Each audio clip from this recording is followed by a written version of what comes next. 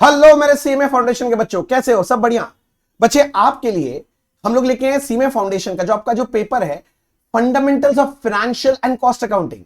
हाँ वही अकाउंट्स। हाँ, उसका हम लोग आपके लिए एमसीक्यू मैराथन लेके आए हैं। और ये जो मैराथन है ना, ये 3 पार्ट में है, जिसका ये पहला पार्ट है। आज आप देख रहे हो पहला पार्ट, कल आएगा दूसरा पार्ट और उसके अगले दिन आएगा तीसरा पार्ट। तो तीनों पार्ट आपको पूरा देखना है। और अगर आप ये कर लिए तो इसके अलावा और कुछ भी करने का आपको जरूरत नहीं है। पूरा का पूरा सीएमए फाउंडेशन का ये जो पेपर है आपका अकाउंट्स, ये पूरा कवर हो जाएगा और आपको कोई एक्स्ट्रा एफर्ट मारने की जरूरत नहीं है, क्योंकि इसके अंदर मैंने क्या किया है ना, लास्ट ऑलमोस्ट 25 ईयर्स का जो क्वेश्चन जितना है ना फाउंडेशन में, सारा का सारा कर लिया।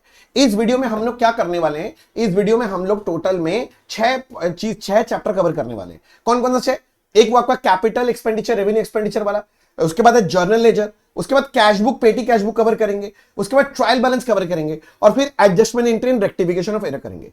मैं ये जो सारा आपको कवर करके दे रहा हूं, मैं वीडियो के दौरान ना एक पीडीएफ यूज कर रहा हूं और ये पीडीएफ आप डाउनलोड कर सकते हैं। वीडियो के डिस्क्रिप्शन बॉक्स है ना, उसमें मैं लिंक दे दे रहा हूं और एक लिंक दे देता हूं। मैं एक काम करता हूं, आपका जो वीडियो है ना, उसका जो कमेंट बॉक्स है ना, उसमें देखना पहला एक कमेंट है वो पिन क्या रहेगा, ठीक है ना, उसके अंदर भी मैं लिंक दे दूंगा, आप वहां से डाउनलोड कर लेना। मेरा बात समझे? दोनों जगह रहेगा, कहीं से भी आप लेके इसको डाउनलोड कर लेना। जब ये आप क्लास देख लो ना, तो मेरे को बताना कि आपको ये फायदेमंद लगा कि नहीं लगा। अब एक तो आपको छोटा सा काम देता हूं, जब वीडियो देख लो अगर अच्छा लगा तो लाइक जरूर करना और चैनल को सब्सक्राइब कर लेना, क्योंकि अभी आप फाउंडेशन में मैं हेल्प कर रहा हूं, इसके बाद इंटरमीडिएट में भी तो मैं आपको हेल्प करूंगा, फाइनल में भी तो हेल्प करने वाला हूं। तो आपको बहुत सारे काम के वीडियोस मिलेंगे। तो चलो ज्यादा टाइम वेस्ट नहीं करके जल्दी से इस वीडियो को खत्म करते हैं। चलो पढ़ना चालू करो, साथ साथ करेंगे, ठीक है ना? चलो करो। तो अब हम लोग करने वाले हैं बच्चे कैपिटल एंड रेवेन्यू, इसका एमसीक्यूज करेंगे, ठीक है ना? तो शुरू करते हैं कैपिटल एंड रेवेन्यू। मैं एक एक क्वेश्चन पढ़ता जाऊंगा, ऑप्शंस देख के जो करेक्ट होगा वो बात करता जाऊंगा, ठीक है? देखो क्या बोल रहा है सबसे पहले, फेस्टिव एडवांस ऑफ 25,000। भाई साहब फेस्टिव एडवांस कितने का? 25,000, ठीक है। Was given to employ at the time of Deepawali या दिवाली। दिवाली के बाद हमारा जो एम्प्लॉय है वो बोला भैया थोड़ा सा एडवांस दीजिएगा क्या, दिवाली में खर्चा ज्यादा है, तो मैंने उसको एडवांस दे दिया। तो बोलता है ये कौन सा खर्चा है? रेवेन्यू एक्सपेंडिचर है, कैपिटल एक्सपेंडिचर है, डेफर्ड है, क्या है? तो आंसर है खर्चा ही नहीं है। क्या ये एक्सपेंस है? अगर मैंने उसको एडवांस दिया तो ये क्या मेरा खर्चा हो गया? नहीं, मैंने तो टाइम से पहले पैसा दिया। अरे अगले महीना का पैसा वो इस महीना लेके चला गया, तो ये मेरा एक्सपेंस ही नहीं है। तो आप बोलेंगे करेक्ट ऑप्शन है डी, नॉट एन एक्सपेंस। अगला देखिए क्या बोल रहा है, 8,000 is spent to traveling expense of the partner to trip for purchase of an asset to be used for business। Business के लिए कोई एसेट चाहिए, उसके लिए उसको बाहर ट्रिप लगाना पड़ा। चाइना से ला रहा था मशीन लोग, तो बाहर जाना पड़ा, चाइना आने जाने का खर्चा लग गया। तो जो खर्चा एसेट खरीदने के लिए है ना, अगर मैं आने जाने का ट्रिप नहीं लगाता तो एसेट खरीद पाता नहीं। तो भैया ये आपके लिए ना कैपिटल एक्सपेंडिचर है, तो करेक्ट ऑप्शन होगा ए, कैपिटल एक्सपेंडिचर। क्लियर? नेक्स्ट देखो, बोल रहा था expenditure 2000 incurred on a trial run for newly purchase machine. हमने अभी कोई नया मशीन खरीदा है, अभी तक कमर्शियल प्रोडक्शन स्टार्ट नहीं हुआ है। कमर्शियल प्रोडक्शन समझते ना, जब सामान बना के बेचेंगे, उसके पहले होता है ट्रायल रन। ट्रायल रन में देख रहे हैं मशीन ठीक चल रहा है नहीं चल रहा है, तो मशीन चल रहा है नहीं चल रहा है, इसके लिए खर्चा लग गया ना ट्रायल रन में। हाँ, तो ये तो पुट टू यूज के पहले का खर्चा है। हाँ भैया, तो ये कैपिटल एक्सपेंडिचर है। तो कभी भी ट्रायल रन का खर्चा बोलेगा तो याद रखिएगा ये आपका कैपिटल एक्सपेंडिचर है। कौन सा एक्सपेंडिचर? Capital expenditure. नेक्स्ट देखो क्या बोल रहा है, इफ रिपेयर कॉस्ट इज 20,000। भैया रिपेयर का खर्चा तो रेवेन्यू एक्सपेंडिचर होता है। हाँ, white wash expense 10,000। White wash समझता है, वो चूना कराता है ना, जब बिल्डिंग में रंग कराने से चूना कर, हाँ भैया ये भी तो रेवेन्यू एक्सपेंडिचर था। हाँ, फिर बोल रहा है cost of extension of building 350। Building का एक्सटेंशन कराया 350, भैया कैपिटल एक्सपेंडिचर है। हाँ हाँ हाँ। And the cost of improvement in electric wiring system 19,000। ये भी जो खर्चा है ना 19,000, इंप्रूवमेंट, अगर कोई खर्चा करूं और इंप्रूवमेंट हो तो ये भी कैपिटल एक्सपेंडिचर है। किंतु क्वेश्चन क्या पूछा है, the amount to be expensed. Amount to be expense मतलब रेवेन्यू एक्सपेंडिचर कितना है, तो रेवेन्यू में मेरा 20,000 है और ये 10,000, ये दोनों रेवेन्यू है, तो रेवेन्यू एक्सपेंडिचर का 30,000, तो करेक्ट ऑप्शन मुझे दिख गया सी 30,000। क्लियर है? मैं एकदम आराम से धीरे सुस्ते कर रहा हूं। नेक्स्ट क्या बोल रहा है देखो, capital expense are shown in. अरे कैपिटल एक्सपेंस मतलब कैपिटल एक्सपेंडिचर, मैंने फिक्स एसेट खरीदा, मेरा कैपिटल एक्सपेंडिचर है। कहां दिखाते हैं फिक्स एसेट? भैया बैलेंस शीट का एसेट साइड, करेक्ट। तो इसे दिखाया जाएगा बैलेंस शीट में, to be more precise asset side of balance sheet. ठीक है, 5 हो गया। छठा देखते हैं सर। छठा बोलता है, एनपीओ चैप्टर थोड़ा बहुत तो पढ़ा है, वहां से रिलेटेड है ये। Life membership fees received by a club. Life membership fees में क्या होता है, जो हमारा मेंबर है वो एक बार में पूरा जिंदगी का सब्सक्रिप्शन दे देता है, एक बार देता है ना, बार बार तो नहीं है। तो ये कैपिटल नेचर का रिसिप्ट है। तो ये पूछ रहे क्या है, तो ये हमारा कैपिटल रिसिप्ट है। Correct option will be D, capital receipt. Correct हो गया, कैपिटल रिसिप्ट बार बार थोड़ी ना मिलता है। फिर बोलता है import duty on raw material purchase. मैंने क्या खरीदा, ये देखो रॉ मटेरियल। अगर रेवेन्यू एक्सपेंडिचर के लिए अगर कोई इंपोर्ट ड्यूटी वगैरह लगे तो रेवेन्यू एक्सपेंस ही है। अगर ये बोल देता मशीनरी के ऊपर इंपोर्ट ड्यूटी लगा, फिक्स एसेट खरीद रहे उस पर इंपोर्ट ड्यूटी लगा, तो पुट टू उसके पहले का खर्चा होता, तब कैपिटल एक्सपेंडिचर होता। किंतु ये रॉ मटेरियल के लिए है, खुद में रेवेन्यू आइटम है। रेवेन्यू आइटम पे अगर और कोई भी खर्चा करेंगे तो रेवेन्यू है, तो इसका मतलब ये ए रेवेन्यू एक्सपेंडिचर है। नेक्स्ट बोल रहा है a bad debt recovered during the year, cash account debit to bad debt recover. अच्छा, बैड डेट किसे मिला? डेटर से मिला ना। हाँ, तब तो ये रेवेन्यू आइटम का रेवेन्यू रिसिप्ट है। हाँ, तो कौन सा ऑप्शन है? Revenue receipt, option number D revenue receipt. Income नहीं, रेवेन्यू रिसिप्ट है। हाँ, an expenditure is in capital nature when, कब है भाई? हमको नहीं पता। पहला बोल रहा है the receiver of amount is going to treat it for purchase of fix asset, it increases the quantity of fix asset, it is paid as interest on loan for business, it maintains a fix asset. मेरे को तो सही option B लग रहा है कि भैया capital expenditure कब होगा? जब मैं खर्चा करूं और मेरा एसेट अगर बढ़ रहा है, फिक्स एसेट बढ़ रहा है, तो मेरा कैपिटल एक्सपेंडिचर है। तो करेक्ट ऑप्शन मेरे को बी लग रहा है, यहां बी। ए भी हो सकता था, बहुत अच्छा नहीं लगा, तो इसलिए मैंने बी ऑप्शन बोला। ठीक है, एक्चुअली एमसीक्यू में क्या होता है ना, तुमको सबसे बेस्ट करेक्ट आंसर जो वो देना होता है। कई बार बहुत सारे आंसर बहुत क्लोज मिलेंगे, पर डरना नहीं है, जो सबसे अच्छा लगे उन दोनों में भी जो जीत रहा होगा ना उसको टिक मार्क लगाना पड़ेगा। फिर बोल रहा है ₹5,000 incurred for upgradation of computer by installation of 128 MB RAM. नहीं होना चाहिए था, जीबी होना चाहिए था। 128 MB रैम का आजकल करता ही कौन है भैया? 128 GB का रैम नहीं होता, 2, 4, 10, 16 GB का होता है। अच्छा, हमको इतना कंप्यूटर का नॉलेज नहीं है। पर रैम लगाने से क्या होगा भैया? कंप्यूटर ना बहुत स्पीड चलेगा, तो एसेट का एफिशिएंसी बढ़ जाएगा। कोई भी खर्चा करो और एसेट का एफिशिएंसी बढ़ जाए तो भैया वो कैपिटल एक्सपेंडिचर कहलाता है, कैपिटल एक्सपेंडिचर। तो ये हमारा कैपिटल एक्सपेंडिचर होना चाहिए, ऑप्शन नंबर सी। ठीक है, यहां तक एकदम मजे में। नेक्स्ट देखो, 10 के बाद में 11 में आ गया। बोल रहा है cost of goods purchase for resale is an example of. Cost of goods purchased, अच्छा मैंने गुड्स खरीदा बेचने के लिए, तो गुड्स है तो रेवेन्यू आइटम है भैया। हाँ, तो ये मेरा रेवेन्यू एक्सपेंडिचर है। परचेज किया, परचेज ऑफ गुड्स, सीधा बात वही है, रेवेन्यू। फिर बोलता है insurance claim received on account of machinery damage by fire. तो कोई फिक्स एसेट के अगेंस्ट अगर मिल रहा है तो वो कैपिटल रिसिप्ट है। उसका करेक्ट ऑप्शन होना चाहिए कैपिटल रिसिप्ट। कहां गया? रिसिप्ट। इंश्योरेंस क्लेम रिसीव्ड है ना, तो कैपिटल रिसिप्ट। यही अगर कोई रेवेन्यू आइटम मतलब गुड जल जाता और फिर इंश्योरेंस क्लेम मिलता, तब वो रेवेन्यू रिसिप्ट हो जाता। हाँ, तो ध्यान रखना पड़ेगा सब छोटा बात का। 13 which one is not considered as capital expenditure. इनमें से कौन सा कैपिटल नहीं है, मतलब कौन सा रेवेन्यू एक्सपेंडिचर है? डेप्रिसिएशन, हाँ यही तो रेवेन्यू एक्सपेंडिचर है, ये तो हर साल होता है ना। आर्किटेक्ट फीस, अरे बिल्डिंग बनाएंगे, आर्किटेक्ट फीस कैपिटल एक्सपेंडिचर होता है। डेमोलिशन कॉस्ट, पुराना बिल्डिंग तोड़ के नया बनता है, कैपिटल एक्सपेंडिचर है। Legal cost for buying property, putty उसके पहले खर्चा, ये भी कैपिटल। तो रेवेन्यू कौन सा है? ऑप्शन नंबर ए डेप्रिसिएशन। इसमें पूछा था नॉट कैपिटल, हाँ जो कैपिटल नहीं है मतलब रेवेन्यू। देखो क्या है, देखो ये तो बहुत कॉमन है, तो क्लास वास में कितना बार किया, एक्चुअली जितना कर रखे हैं सब क्लास में पहले किया वही है डिस्कशन। फिर भी legal charges paid to defend a suit on firm's factory site is, legal charges paid to defend a suit on firm's factory site is, मतलब हमने लीगल चार्जेस पे किया, क्यों, हमारा कोई फैक्ट्री साइट था, कोई केस वेस कर दिया तो उसको डिफेंड करने के लिए। तो ऐसे सोचो ना, हम अपने फैक्ट्री साइट को बचाने के लिए खर्चा कर रहे हैं, तो कोई नया एसेट आएगा नहीं, एसेट का एफिशिएंसी बढ़ेगा नहीं, तो ये रेवेन्यू एक्सपेंडिचर है, रेवेन्यू एक्सपेंडिचर। अरे ऐसे सोचो ना, क्या है बता रहे हैं, तुम कोई सामान खरीदा, उसमें कीड़ा लग गया, कीड़ा हटाने के लिए तुम कीटनाशक छिड़का, कीड़ा मर गया, तुम्हारा सामान तुमको मिल गया। ऐसे मेरे लैंड में कोई कीड़ा लग गया था, आदमी उसको हटाने के लिए खर्चा किए, मेंटेनेंस का खर्चा है ना, तो रेवेन्यू, रेवेन्यू आइटम है।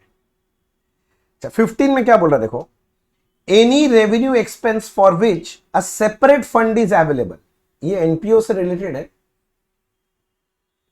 तो बोलता अगर मेरा कोई सेपरेट फंड है, जैसे कि प्राइज फंड, याद करो तुम लोग एनपीओ में पढ़ा होगा, उसके लिए कोई रेवेन्यू एक्सपेंडिचर करे, कोई प्राइज अवॉर्डेड हो गया, तो रेवेन्यू फंड से माइनस हो जाता था, रेवेन्यू फंड में डेबिट हो जाता था। तो वही बोला क्या होगा, तो मेरे ख्याल से डेबिटेड टू सेपरेट फंड हो जाना चाहिए, option number C.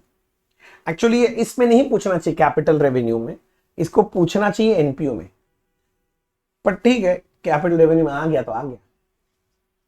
Next, which of the following is capital expenditure, repair of fix asset, नहीं नहीं नहीं, पुट टू यूज के पहले होने से होगा, नहीं तो नहीं, तो रेवेन्यू है। डेमोलिशन कॉस्ट, हाँ अगर पुराना बिल्डिंग तोड़ेंगे तभी तो नया बनेगा, तो कैपिटल एक्सपेंडिचर है। लॉकर रेंट, नहीं वो तो हर महीना हर साल देना पड़ेगा। एनुअल सब्सक्रिप्शन हर साल, वो तो रेवेन्यू आइटम है, तो ऑप्शन नंबर बी होगा कैपिटल एक्सपेंडिचर। फिर देखिए सर, फिर कहां गया, 17 बोल रहा advertisement expense for launching a new product, तो नया प्रोडक्ट लॉन्च करने के लिए एडवर्टीजमेंट का खर्चा किया, उतना मतलब नहीं, अगर तुम एडवर्टीजमेंट का खर्चा कर रहा है इसका बेनिफिट कई सालों तक मिलेगा, इसको डेफर्ड रेवेन्यू टिक मार्क लगाना चाहिए, डेफर्ड रेवेन्यू। पर मैंने क्लास में बोला था ये प्रैक्टिकली आजकल रेवेन्यू माना जाता है, पर एग्जाम में आपको डेफर्ड रेवेन्यू बस, तो कैपिटल रेवेन्यू से बस इतना ही क्वेश्चन था, तो कैपिटल रेवेन्यू का पार्ट तो खत्म हो गया सर। चलिए बच्चे, अब हम लोग रिवीजन करने वाले हैं एमसीक्यूज किसका, जर्नल लेजर से, जो है ना आप लोग का बेसिक फंडामेंटल, उसमें से कुछ क्वेश्चंस है, मतलब इसमें कुछ कॉन्सेप्ट्स के भी क्वेश्चन हो जाएंगे, कॉन्सेप्ट कन्वेंशंस के, ये सारे चीज मिला के होंगे। तो चलिए जल्दी से बात करते हैं। सबसे पहला तो मैं बड़ा कर देता हूं, दिखाई देगा ठीक से आपको स्क्रीन पे। पहला बोल रहा है the convention that states that accounting practice should be followed consistently over the years, year after year एक ही अकाउंटिंग पॉलिसी यूज करेंगे, ये कौन सा कॉन्सेप्ट बोलता है, वेरी गुड, कंसिस्टेंसी कॉन्सेप्ट। तो 1 का ऑप्शन ए कंसिस्टेंसी करेक्ट है, टिक मार्क लगा लो आप लोग, 1 का ऑप्शन ए कंसिस्टेंसी ठीक है, देख लो बच्चे यहां तक, ठीक है। नेक्स्ट फिर बोलता है claims against the company not acknowledge as debt, debits नहीं है, डेट है, टाइपिंग मिस्टेक है, DEBTS, claims against the company not acknowledge as debt, मतलब अभी तक डेट नहीं बना, ये मेरा क्या है, contingent liability, very good, contingent liability, option number A ये मेरा contingent liability. 3 wages paid for installation of asset, हाँ should be debited to, ये कैपिटल एक्सपेंडिचर है, तो एसेट अकाउंट में डेबिट हो जाना चाहिए, डेबिट करना चाहिए एसेट, एसेट इंक्रीज हो जाना चाहिए, should be debited to B asset account. 3 ठीक है। 4 revenue reserve are built out of, भैया करंट ईयर का प्रॉफिट से निकाल के रखते हैं, रिकरिंग प्रॉफिट से, रिजर्व तो वही बनता है ना, हाँ, तो ये इसका ऑप्शन ए होना चाहिए, रिकरिंग प्रॉफिट्स। रिकरिंग मतलब हर साल जो प्रॉफिट कमाते हो ना, पीएल से जो प्रॉफिट निकलता है उसी का बात चल रहा है। Next, a transaction affects 3 accounts, बोले कोई ट्रांजैक्शन है जिसमें 3 अकाउंट आएगा, ठीक है। 1 अकाउंट इज डेबिटेड बाई 75, मतलब कोई एक अकाउंट है 7500 से डेबिट होगा, ठीक है। Another account is credited by 9000, कोई एक और अकाउंट है जो 9000 से क्रेडिट होगा, थर्ड अकाउंट क्या होगा? तो भैया थर्ड अकाउंट जो है पक्का 1500 रुपए से डेबिट होना चाहिए, 1500 से डेबिट हो जाना चाहिए। तो आंसर है डेबिटेड विथ 1500। कोई ऑप्शन है? हाँ, ऑप्शन नंबर डी। अब बहुत सारे बच्चा सोच रहा भैया ये सब क्वेश्चन आया कहां से? क्या हुआ, मैंने ना क्वेश्चन खंगाले। कहां से पता है? ईयर समझो 2000 या 98 से मैंने एक्चुअली क्वेश्चन पेपर देखना चालू किया। उसमें से जितने भी क्वेश्चन है ना सब उठा के यहां डाल दिए, और स्पेसिफिकली जो बहुत ज्यादा रिपीटेटिव है उसको ज्यादा ले लिया, जो रेलिवेंट है आज के लिए। तो आने से इसी में से आएगा, इसके बाहर से कुछ जगह ही नहीं बचता है।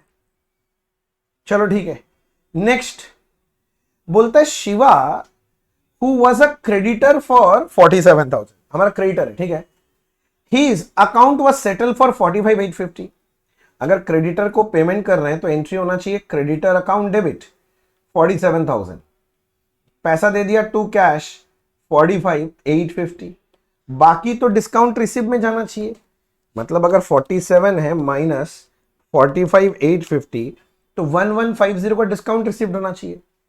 Eight the time of settlement Shiva's account would be debited by, तो शिवा को डेबिट कितना से करोगे? क्रेडिटर को 47, तो Shiva will be debited with 47,000। Option number B. क्या दिक्कत है बता? कुछ नहीं। Next 7, which of the following is contra entry? Contra entry हमने पढ़ा था कैश बुक वगैरह में, जिसका डेबिट क्रेडिट दोनों कैश बुक में जाता है, मतलब कैश बैंक दोनों इन्वॉल्व हो जाता है। अच्छा भैया देखें, बोलते परचेज ऑफ गुड्स, ना कैश डिपॉजिट इनटू बैंक। मेरे को तो आगे बोलने का पढ़ने का मन ही नहीं है। Cash deposit into bank, bank account debit to cash, cash bank दोनों आ गया ना कॉन्ट्रा एंट्री। भाई कॉन्ट्रा एंट्री का मतलब क्या होता है? एक्चुअली में कॉन्ट्रा एंट्री का टेक्निकल मीनिंग है कोई जर्नल एंट्री का डेबिट और क्रेडिट एस्पेक्ट दोनों अगर सेम अकाउंट में आ जाए उसे कॉन्ट्रा एंट्री बोलते हैं,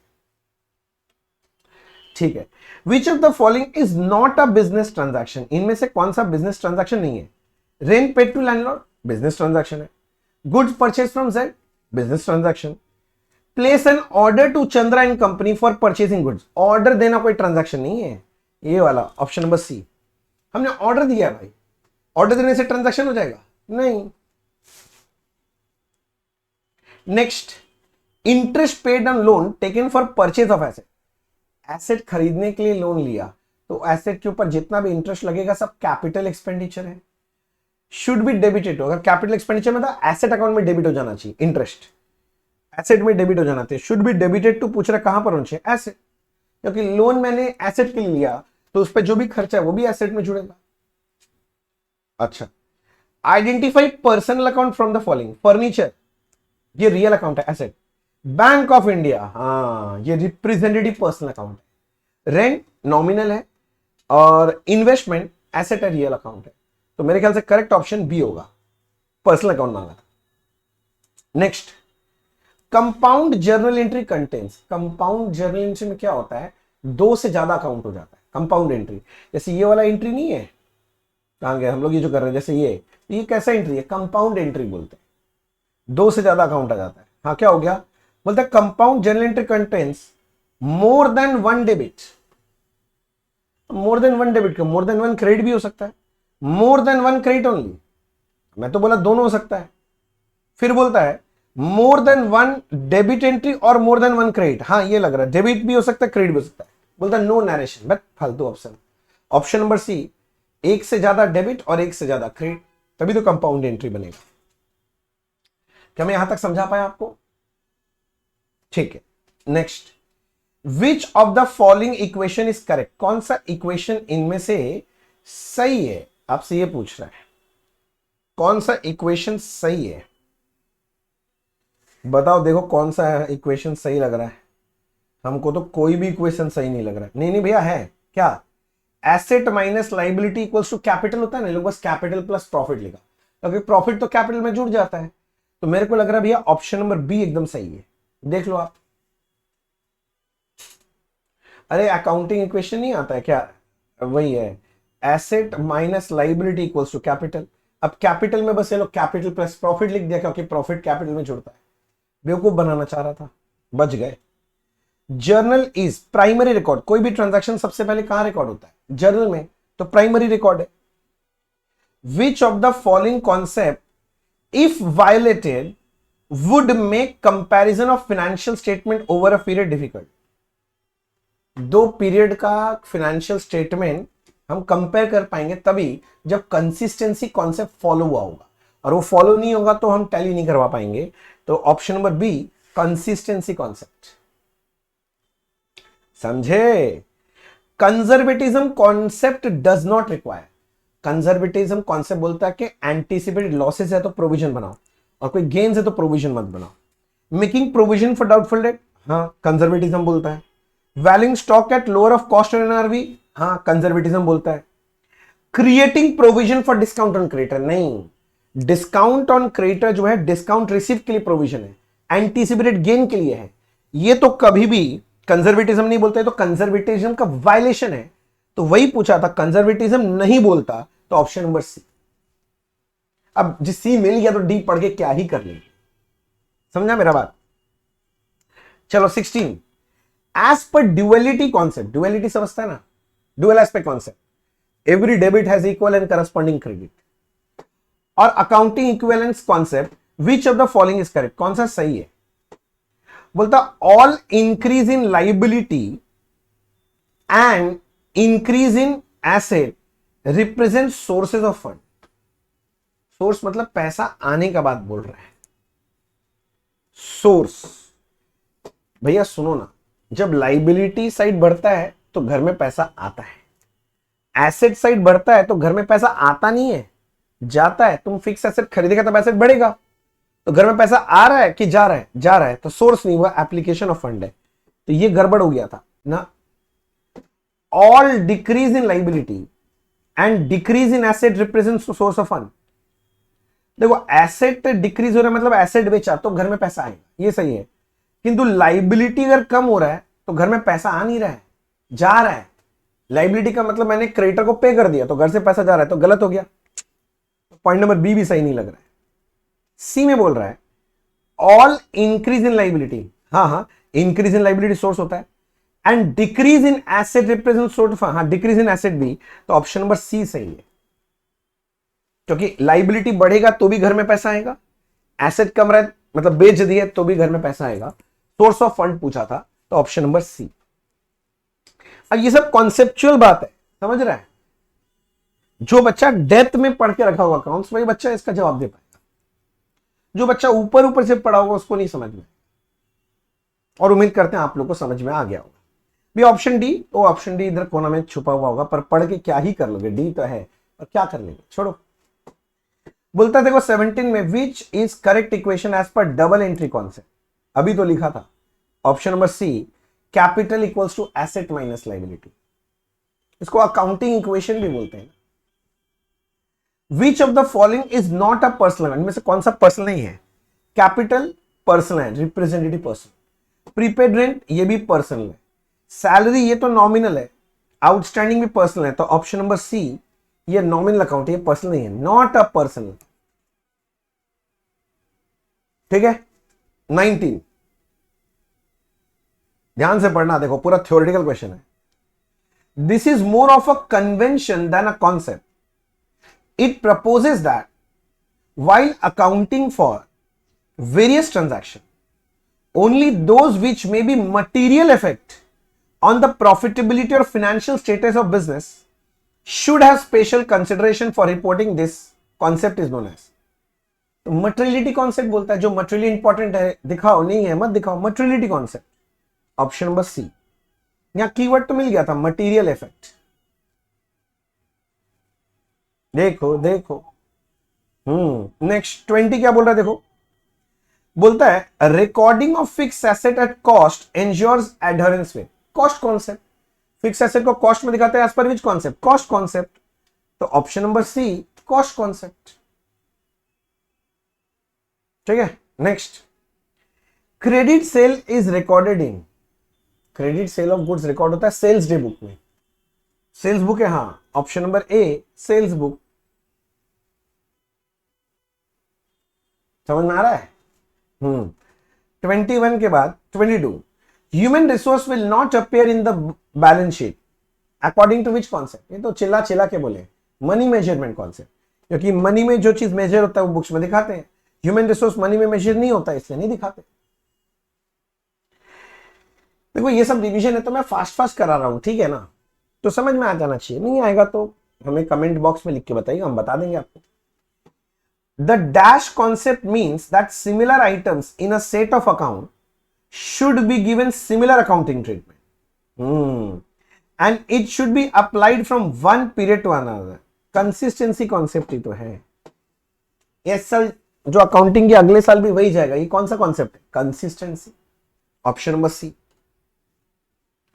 24 क्या बोल रहा है देखो, A limited purchase goods 10 lakh and sold 90% of the goods.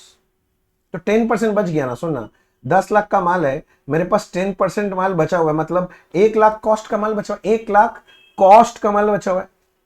And remaining goods का मार्केट वैल्यू बोलता है 90, कॉस्ट तो ये है किंतु मार्केट वैल्यू बोलता है 90,000 है।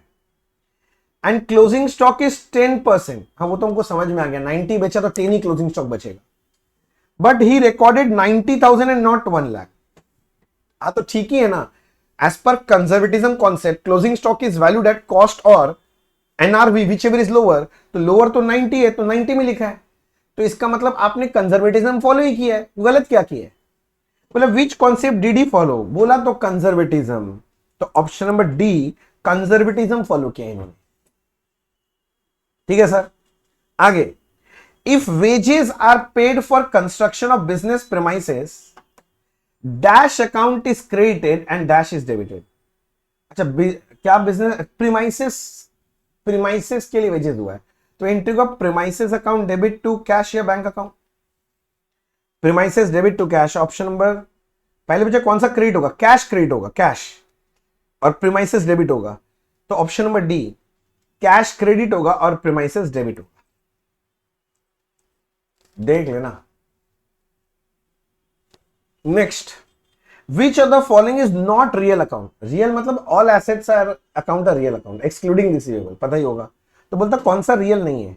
कैश अकाउंट रियल है, इन्वेस्टमेंट रियल है, आउटस्टैंडिंग रिप्रेजेंटेटिव पर्सनल है, और परचेज रियल बोल सकते हो, तो ऑप्शन सी। परचेज को लेके थोड़ा सा ऑब्लिगेशन है, परचेज को बहुत लोग नॉमिनल भी बोल देते हैं, बट ठीक है। तो आउटस्टैंडिंग तो फॉर श्योर शॉर्ट रियल हो ही नहीं सकता, तो मतलब यही होगा, not real. Question 27. What is the principle of nominal account? Oh, golden rule. Debit all expenses and losses, credit all income and gains. देखते हैं 27 का क्या आंसर होना चाहिए। Debit all expense and losses, credit all income and gains, option number B. Debit note issued are used to prepare. Debit note किस में लगता है? परचेज रिटर्न का जर्नल एंट्री याद है? हाँ भैया याद है, परचेज रिटर्न का जर्नल एंट्री होता है creditor account debit to purchase return. तो हमने क्रेडिटर को अगर डेबिट किया है और मुझे इसको बताना है कि मैंने तुमको डेबिट कर दिया अपने बुक्स में, तो मुझे सिर्फ डेबिट नोट देना है। तो अगर मैं डेबिट नोट इशू कर रहा हूं, इसका मतलब मैं किसका बात कर रहा हूं? परचेज रिटर्न, तो option B purchase return.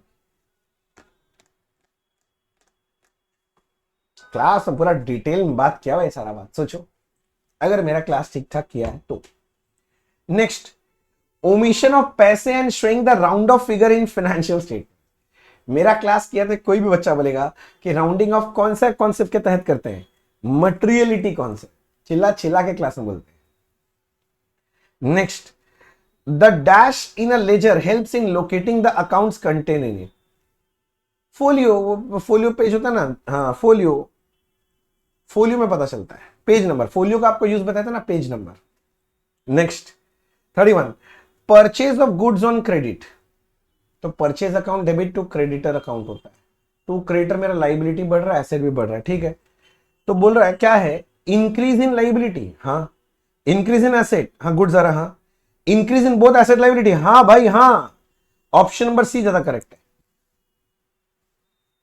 Decrease in asset तो नहीं सकता भाई, माल खरीदा है, घर में स्टॉक आएगा ना, तो एसेट बढ़ गया, अभी तक पैसा नहीं दिया तो लाइबिलिटी भी बढ़ गया, तो both asset and liability will increase. 32, which of this transaction is not be recorded in cash book? कौन सा कैश बुक में रिकॉर्ड नहीं होगा? कैशबैक ट्रांजैक्शन नहीं होगा, बाकी तो सब होगा। कैश रिसीव्ड, हाँ होगा। कैश पेड, हाँ होगा। सैलरी रिमेन आउटस्टैंडिंग, नहीं होगा। कैश डिपॉजिट, हाँ होगा। तो करेक्ट ऑप्शन कौन सा है? Option number C. पूछा था कौन सा कैश बुक में रिकॉर्ड नहीं होगा, नॉट टू बी रिकॉर्डेड है ना कैश बुक में, तो कैश बैंक रिकॉर्ड होगा और कुछ नहीं। चलो ये तो हो गया 32, अब 33 की तरफ चलते हैं। 33 में बोल रहा है देखो, revenue is generally recognised as being earn at that point of time when sales is affected. Sale हो गया मतलब वो रेवेन्यू है, ये तो बहुत बार हुआ है। जब भी सेल कर दोगे तो रेवेन्यू आ गया ना घर में, whenever sale is affected. A customer returning goods purchase on credit. अच्छा, कस्टमर को मैंने माल बेचा था, वो रिटर्न कर रहा है, तो सेल्स रिटर्न है। हाँ, may inform the seller by sending. अच्छा, वो क्या रिकॉर्ड करेगा? वो डेबिट नोट देगा ना। अरे भाई, उसके लिए तो परचेज रिटर्न अभी बताया था, परचेज रिटर्न में डेबिट नोट इशू करेगा। तो वही पूछा था, वो कैसे इन्फॉर्म करेगा मेरे को? वो मेरे को डेबिट नोट देके इन्फॉर्म करेगा। अरे भाई, सेल्स रिटर्न मतलब मेरा एंट्री क्या होगा पहले बताओ। Sales return account debit to debtor. मैं डेटर को क्रेडिट किया, मैं तो उसको क्रेडिट नोट दूंगा। मैं उसको क्रेडिट नोट दूंगा तो वो मेरे को उल्टा देगा, मतलब डेबिट नोट। तो वही पूछा था, वो हमको क्या देगा? तो मैं बोल रहा हूं वो हमको डेबिट नोट देगा। Assets are held in business for the purpose of, revenue generate करने के लिए रखते हैं asset. Earning revenue. Asset business में क्यों रखते हैं? रेवेन्यू जनरेट करने के लिए। Correct, okay. It is essential to standardise the accounting principle and policies in order to ensure.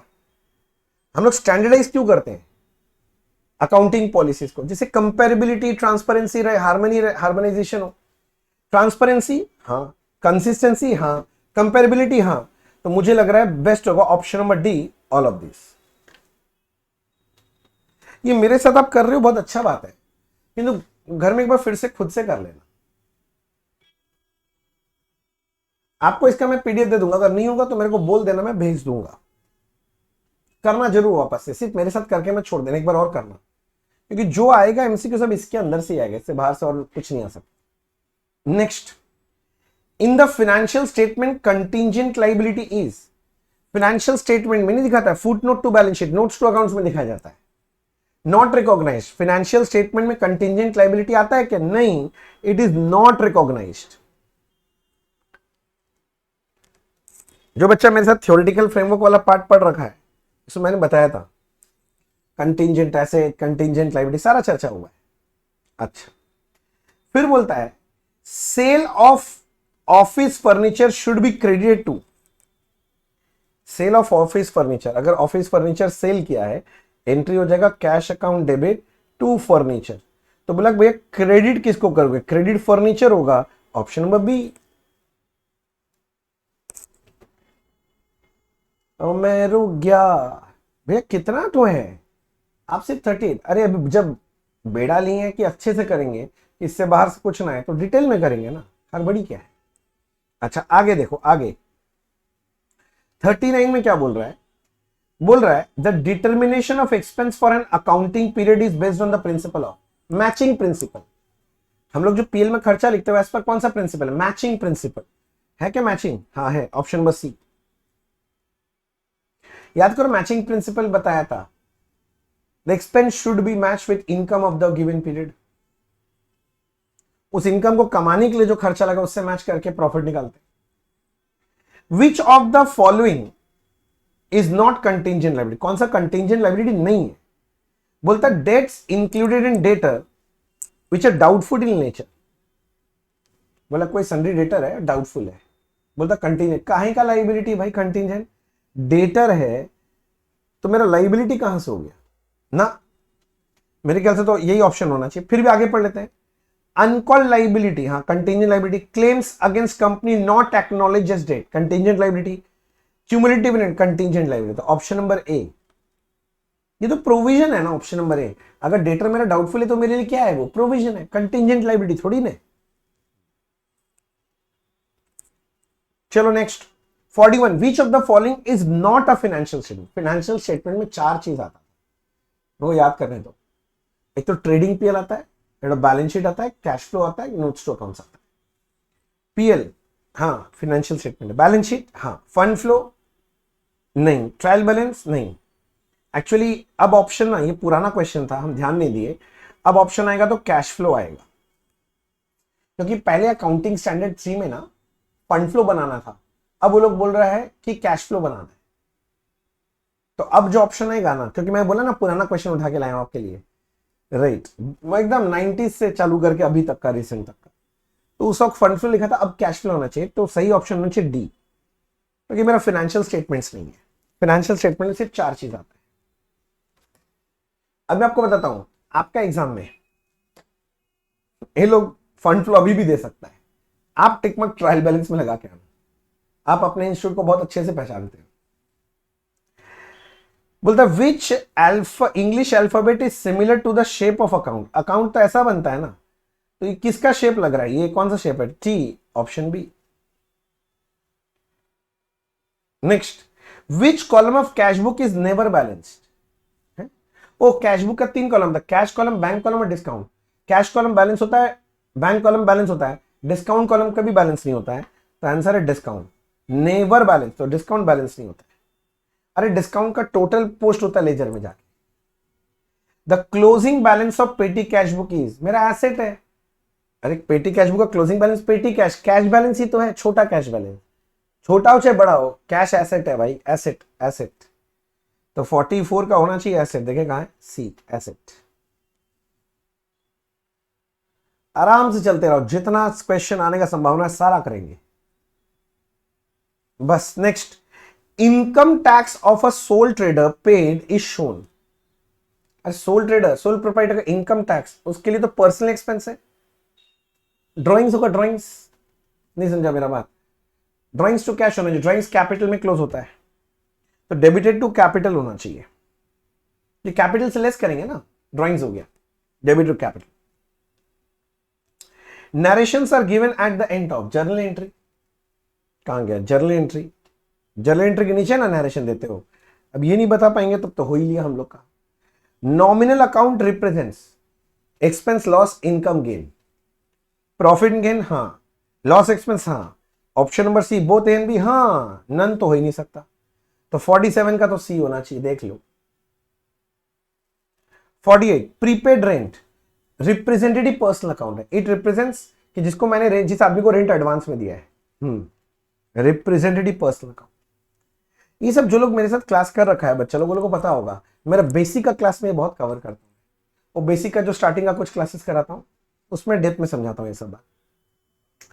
Purchase book क्यों यूज करते हैं, अरे परचेज बुक में credit purchase of goods record होता है, credit purchase of goods, all purchase of goods नहीं, credit purchase नहीं, credit purchase of goods. याद करो, मैं जब क्लास करा रहा था तब उसमें डेप्थ में बताया था ये ऑफ गुड्स, ये वर्ड बहुत जरूरी है, बहुत जरूरी।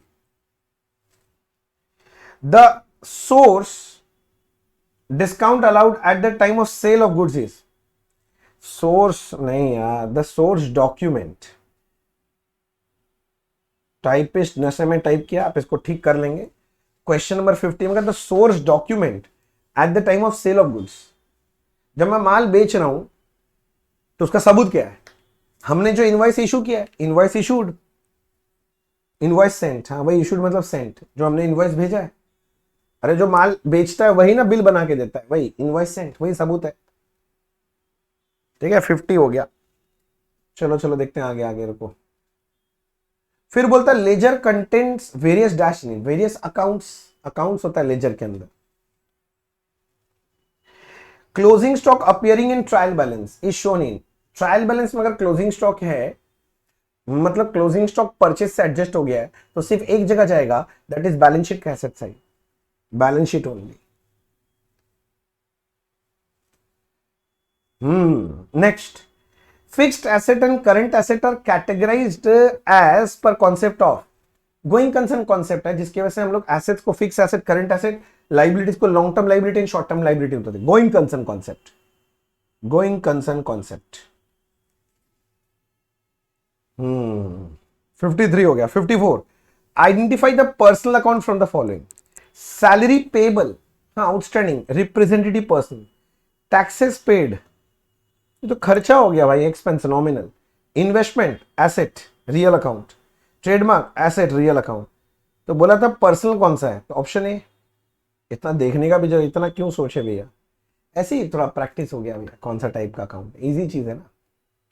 55, which balance is not considered for closing entries on the basis of trial balance for transferring to trading NPL account? क्या बोला, ध्यान से पढ़।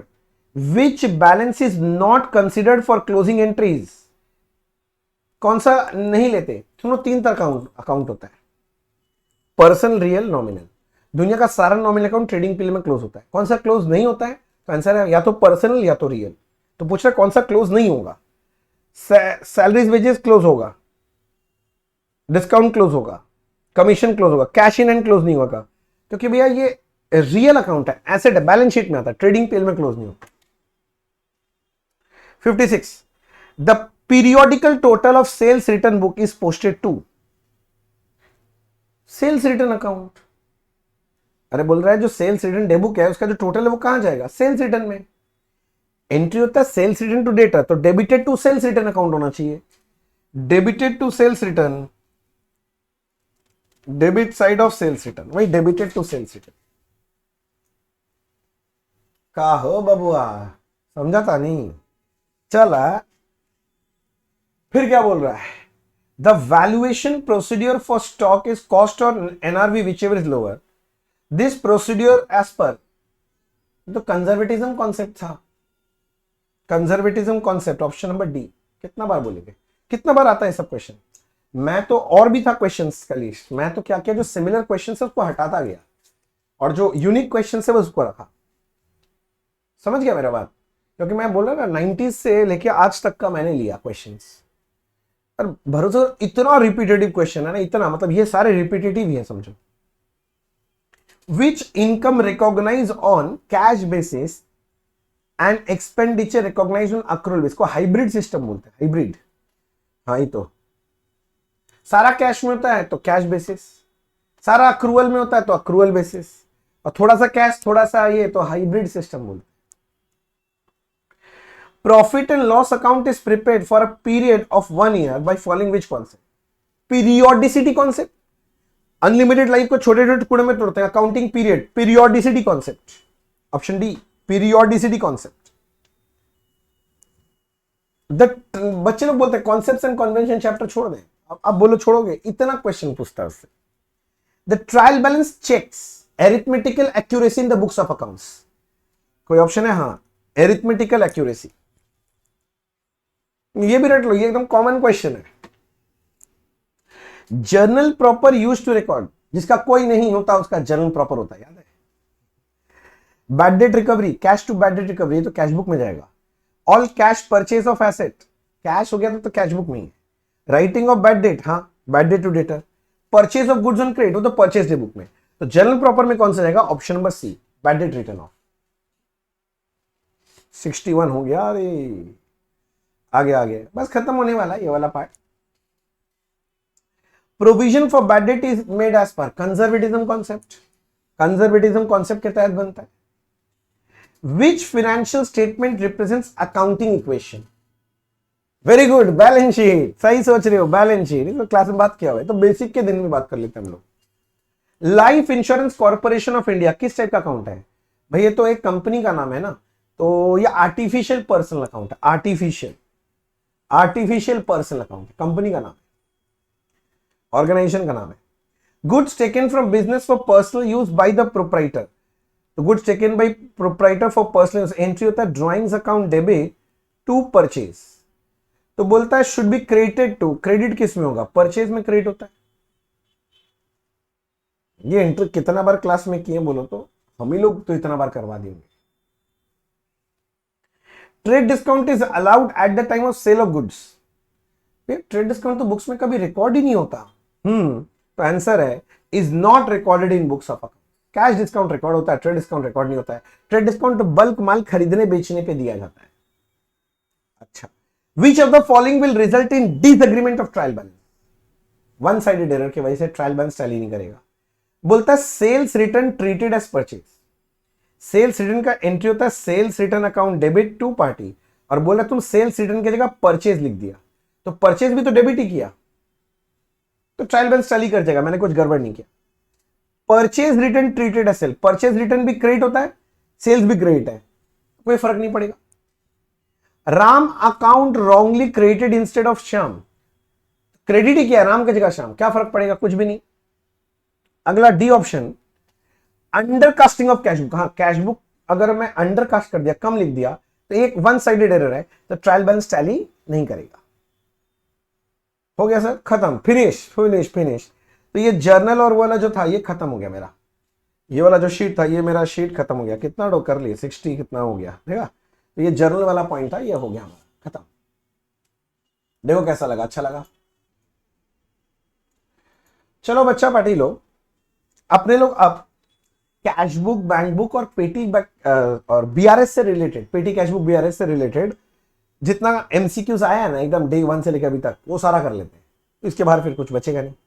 इसमें basically cash book, bank book मतलब पेटी कैश बुक और बीआरएस का सारा क्वेश्चन है। देखो क्या बोल रहा है, थोड़ा सा छोटा हो गया, थोड़ा बड़ा कर देते, देखने में अच्छा लगेगा। हाँ, in case of unpresented cheque, unpresented cheque तो तुम जानता ही है, cheque issued but not yet presented for payment. तुम लोग को थोड़ा बीआरएस अगर आता होगा, चेक इशू हो गया, मान लो ये कैश बुक है, ये पासबुक है, तो कैश बुक में रिकॉर्ड हो गया होगा, तो कैश बुक का बैलेंस कम हो गया होगा, पासबुक वहीं खड़ा है, ये सिचुएशन है हमारा, करेक्ट। अब ऑप्शन पढ़ो कौन सा सही लग रहा है। बोलता है bank balance in cash book is more than passbook, नहीं नहीं नहीं, ये सिचुएशन था, कैश बुक कम था, पासबुक ज्यादा था। Bank balance in cash book is less than passbook, हाँ हाँ हाँ, ये सिचुएशन सही लग रहा था मुझे। उसके अलावा बोलता है आइदर ए एंड बी, नहीं नहीं, नो इफेक्ट नहीं, तो करेक्ट ऑप्शन क्या है, बी, कि कैश बुक थोड़ा कम रहेगा, पासबुक थोड़ा ज्यादा रहेगा, बस इतना ही है बात। बोलो ठीक है। नेक्स्ट, इन कैश बुक डेबिट बैलेंस 112, बोलता है ये तुम्हारा कैश बुक है, ये डेबिट साइड, ये credit side, debit balance 112 was brought forward as credit balance 121। ले, डेबिट की जगह हम लोग क्रेडिट बैलेंस बना दिया हमने, उल्टा साइड रॉन्ग फिगर। जो लोग मेरे से क्लास किया वो बच्चा बोल सकता है opposite side wrong figure, wrong plus right, ये वाला याद है ना मंत्रा। हाँ, बोल रहा है फॉरवर्ड एज क्रेडिट बैलेंस, ठीक है। Why preparing a BRS taking the balance cash book starting point. सुनो ना, कैश बुक का डेबिट का माल मैंने क्रेडिट में लिख दिया, क्रेडिट मतलब पेमेंट साइड, पेमेंट का था नहीं किंतु पेमेंट में ठूस दिया, मतलब पेमेंट ज्यादा हो गया, पेमेंट ज्यादा हो गया मतलब बैलेंस कम हो गया, मतलब कैश बुक का बैलेंस कम हो गया, पासबुक वही है।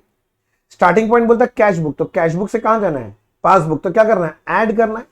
ये तो समझ में आ गया, ऐड करना है, किंतु कितना ऐड, जब भी उल्टा साइड में गलत फिगर लिखेंगे तो एडजस्ट करेंगे रॉन्ग प्लस राइट दोनों, तो दोनों को मिलाएगा तो 233 should be added, option number B 233 to be added, ठीक है sir.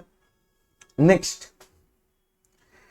A cheque of 5600 issued by trader was recorded in debit column of cash book as 6500।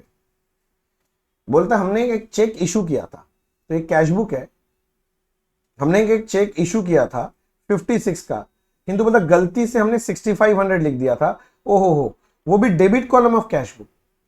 भाई इशू है तो क्रेडिट साइड में आना चाहिए था, पर तुमने लिख दिया डेबिट और फिगर भी गलत लिख दिया। Assuming that payment of cheque made by bank, मतलब बैंक ने ठीक एंट्री किया है, the balance as per cash book of trader should be subtracted from the balance bank column of cash book by how much. क्या बोल रहे, समझ रहे हैं। बोले मान लो पासबुक स्टार्टिंग पॉइंट है, तो पासबुक से कैश बुक जाएंगे, लेस करेंगे, कितना लेस करेंगे, तो भैया सुनो ना, पहला बात, कैश बुक का क्रेडिट का माल तुमने डेबिट में लिख दिया, मतलब रिसिप्ट ज्यादा हो गया तो कैश बुक का बैलेंस ज्यादा हो गया, पासबुक कम है, समझ रहे हैं ना।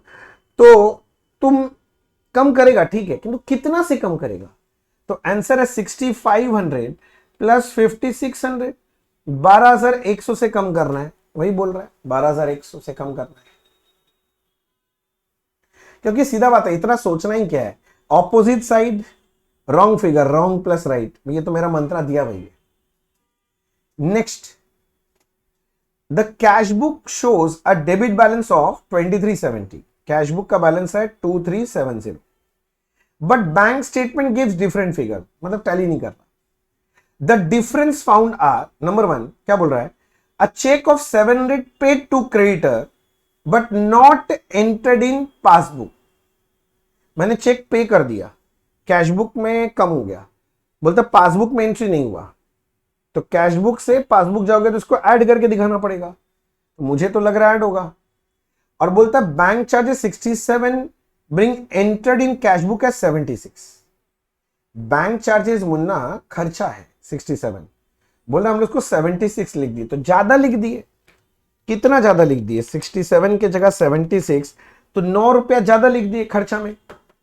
क्रेडिट साइड है ना, bank charges expense payment credit side का आइटम है, तो मैंने पेमेंट 9 रुपए ज्यादा दिखा दिया। पेमेंट ज्यादा मतलब कैशबुक का बैलेंस कम हो गया, पासबुक में इफेक्ट ही नहीं आया। मुझे जाना था कैशबुक से पासबुक, तो इसको भी ऐड करना था 9 रुपया। तो बोल रहा है द बैलेंस पासबुक का कितना होगा, तो ऐड करके देख लो, 2370 प्लस 700 प्लस 9, 3079 का बैलेंस आना चाहिए। 3079, ऑप्शन नंबर ए 3079। घबराने का कोई बात नहीं है, ये सब बीआरएस वाला क्वेश्चन आ रहा है। भाई आप तो बोले थे कैशबुक का भी आएगा, अरे आ जाएगा यार, अब तुम भी समझता है बीआरएस ज्यादा इंपॉर्टेंट है। If you start with cashbook favourable balance in bank reconciliation which item will be added. अच्छा कैशबुक स्टार्टिंग पॉइंट, ठीक है। Cheque deposited not credited by bank, cheque deposit कर लिया, कैशबुक का बैलेंस बढ़ गया, पासबुक में एंट्री नहीं हुआ। स्टार्टिंग पॉइंट बोला था कैशबुक, तो कैशबुक से पासबुक, ये तो लेस होगा भैया, लेस। ये लोग पूछ रहे कौन सा ऐड होगा ना, लेस होगा। Cheque omitted to be deposit to bank, हमने बैंक में जमा करना ही भूल गए, तो कैशबुक में रिकॉर्ड हो गया, तो कैशबुक का बैलेंस बढ़ गया। बैंक में जमा नहीं हुआ तो पासबुक में एंट्री नहीं हुआ, तो कैशबुक से पासबुक लेस, तो ये भी लेस होगा। भैया लोग एडेड पूछा है, अच्छा हाँ तो देखने देना। Any amount directly collected by bank on behalf of customer, तो बैंक ने हमारे बिहाफ में रिकॉर्ड कर दिया, तो पासबुक का बैलेंस बढ़ गया, कैशबुक में एंट्री नहीं हुआ है बोल रहे हैं। कैशबुक से पासबुक ऐड करेंगे, हाँ ये वाला आइटम ऐड होगा, तो ऑप्शन नंबर सी मिल गया। वही पूछा था कौन सा ऐड होगा, तो ऑप्शन नंबर सी ऐड होगा। उसके बाद वाला था तुम पढ़ेगा तो पढ़ लो, debit side of cashbook overcast. Debit side मतलब रिसिप्ट, ओवरकास्ट मतलब ज्यादा, रिसिप्ट ज्यादा तो बैलेंस ज्यादा हो गया कैशबुक का, पासबुक में ही है, कैशबुक से पासबुक लेस हो गया आइटम। आपको तो एडेड पूछा था, आंसर मिल गया, तो आगे क्या देखना है। नेक्स्ट ये देखो, यहां क्वेश्चन ही नहीं डाला कि डाला है, नहीं डाला है। Debit balance as per cashbook, अच्छा कैशबुक का स्टार्टिंग पॉइंट है 1500 रुपए, ठीक है। Cheque deposited not clear, cheque deposit कर दिया तो कैशबुक में रिकॉर्ड हो गया, कैशबुक का बैलेंस बढ़ गया, पासबुक में एंट्री नहीं हुआ। हमको कैशबुक से बैलेंस दिया, कैशबुक से कहां जाना है, पासबुक, लेस करना पड़ेगा, तो 100 रुपीज लेस होगा। Check issued but not presented, issue हो गया, कैशबुक में रिकॉर्ड हो गया, कैशबुक का बैलेंस कम हो गया, पासबुक में एंट्री नहीं हुआ। कहां से कहां जाना है, कैशबुक से पासबुक, क्या करोगे ऐड, ये 150 ऐड हो जाएगा। डिविडेंड कलेक्टेड बाय बैंक, तो पासबुक में रिकॉर्ड हो गया, पासबुक का बैलेंस बढ़ गया, कैशबुक में एंट्री नहीं हुआ, कैशबुक से पासबुक, क्या करोगे ऊपर add. Interest allowed by bank, तो भैया इंटरेस्ट अलाउ किया बैंक ने, तो वापस पासबुक का बैलेंस बढ़ गया, कैशबुक में एंट्री नहीं हुआ, कैशबुक से पासबुक, क्या करोगे ऐड। बोल रहे पासबुक का बैलेंस क्या होगा, मेरे को करने दो ऐड। 100 कट गया, 1650 आएगा, 1650, ऑप्शन नंबर बी है, देख लो। यहां तक ठीक है ना, बस इजी है। अब ये फटाफट करना पड़ेगा, अब बीआरएस में टाइम थोड़ी ना लगता है, इतना डिफिकल्ट चैप्टर करने वाला बच्चा लोग के लिए बीआरएस क्या, कुछ नहीं। Which of the following is not a cause of difference in balance as per cashbook and passbook. Error in cashbook, हाँ, एरर इन पासबुक, हाँ। चेक डिपॉजिट एंड क्लियर, ना ना ना ना, अगर क्लियर नहीं होता तब बीआरएस आइटम, अगर क्लियर हो ही गया, दोनों बुक में रिकॉर्ड ही हो गया, तो बीआरएस आइटम नहीं है। वही पूछा था ना, not a cause, not a cause, तो ऑप्शन नंबर सी देख लो, 7 का सी। 8, when the balance as per cash book is the starting point, ठीक है। Direct deposit by customer, cashbook starting में, direct deposit by customer, customer जमा कर दिया तो पासबुक में एंट्री हो गया, पासबुक का बैलेंस बढ़ गया, कैशबुक स्टार्टिंग बढ़ने, कैशबुक से पासबुक जाएंगे तो ऐड करना चाहिए, ऐड, तो बोलता शुड बी एडेड, क्या देख लो एडेड। सोच लो, जरूरत पड़ रहा है तो सोच लो एक बार। Next 9, the cash book showed an overdraft of 1500। Overdraft, OD मतलब उल्टा, but the passbook made on the same date showed that check of 150 150 respectively has not been presented for payment। Cheque issue हो गया, cashbook में, तो cashbook का balance कम हो गया, present नहीं हुआ, पासबुक मेंशन नहीं हुआ, कैशबुक स्टार्टिंग पॉइंट बोल रहा है, कैशबुक से पासबुक ऐड, ओडीए तो लेस हो जाना चाहिए, तो कैशबुक ओडी दिया हुआ था, सॉरी कितना दिया हुआ था 1500, तो बोलता है इसमें से लेस कर देना, इन तीनों को प्लस कर लो ना, 150 125, तो 275 लेस हो जाएगा। And a cheque of 400 paid into bank has not been cleared. Paid into bank मतलब डिपॉजिट हो गया, चेक डिपॉजिट हुआ, कैशबुक में रिकॉर्ड हो गया, कैशबुक का बैलेंस बढ़ गया, पासबुक में एंट्री नहीं हुआ, कैशबुक से कहां जाना है, पासबुक, क्या करेंगे, लेस, ओडी है तो ऐड कर दो। बोले पासबुक का बैलेंस कितना आएगा, तो 1500 माइनस 275 प्लस 400, तो 1625 ओडी बैलेंस आएगा पासबुक में। Option number C. नहीं है यार, तुम लोग कुछ गलत थोड़ी ना करेंगे, कहां तुम लोग इतना इंटेलिजेंट बच्चा, कहां ये लल्लू लल्लू सा क्वेश्चन पूछता है एग्जाम में, बोलो इतना लल्लू लल्लू क्वेश्चन एग्जाम पूछेगा तो कैसे चलेगा भैया, वही तो बात है। Which of the following statement is true, इनमें से कौन सा ट्रू है, ट्रू देखते हैं। Bank charges increase debit balance shown as per bank column of cash book. बोलता अगर बैंक चार्ज है मतलब पेमेंट हुआ है, उसकी वजह से तुम्हारा बोलता है इंक्रीज हो जाएगा डेबिट बैलेंस, मतलब बोलता है डेबिट बैलेंस मतलब रिसिप्ट हो गया ना, फेवरेबल बैलेंस इंक्रीज हो जाएगा, बोलता पेमेंट करो तो तुम्हारा फेवरेबल बैलेंस बढ़ जाएगा। मतलब पागल है कि अगर पेमेंट करेंगे तो फेवरेबल बैलेंस कम होगा ना, गलत बोल रहा है ना, ना ट्रू बोल रहा है, इज ट्रू, ये तो फॉल्स है, false. Bank charges increase debit balance as per bank passbook, passbook का डेबिट बैलेंस बढ़ जाएगा। हाँ, पासबुक का डेबिट बैलेंस का मतलब होता है पेमेंट, अगर बैंक चार्ज हुआ है तो उसका डेबिट बैलेंस बढ़ जाएगा, ये तो ट्रू है, तो ट्रू ही तो मांगा था, तो आगे क्या सोचना है, ऑप्शन बी। आगे हम पढ़ के टाइम ही वेस्ट क्यों करेंगे,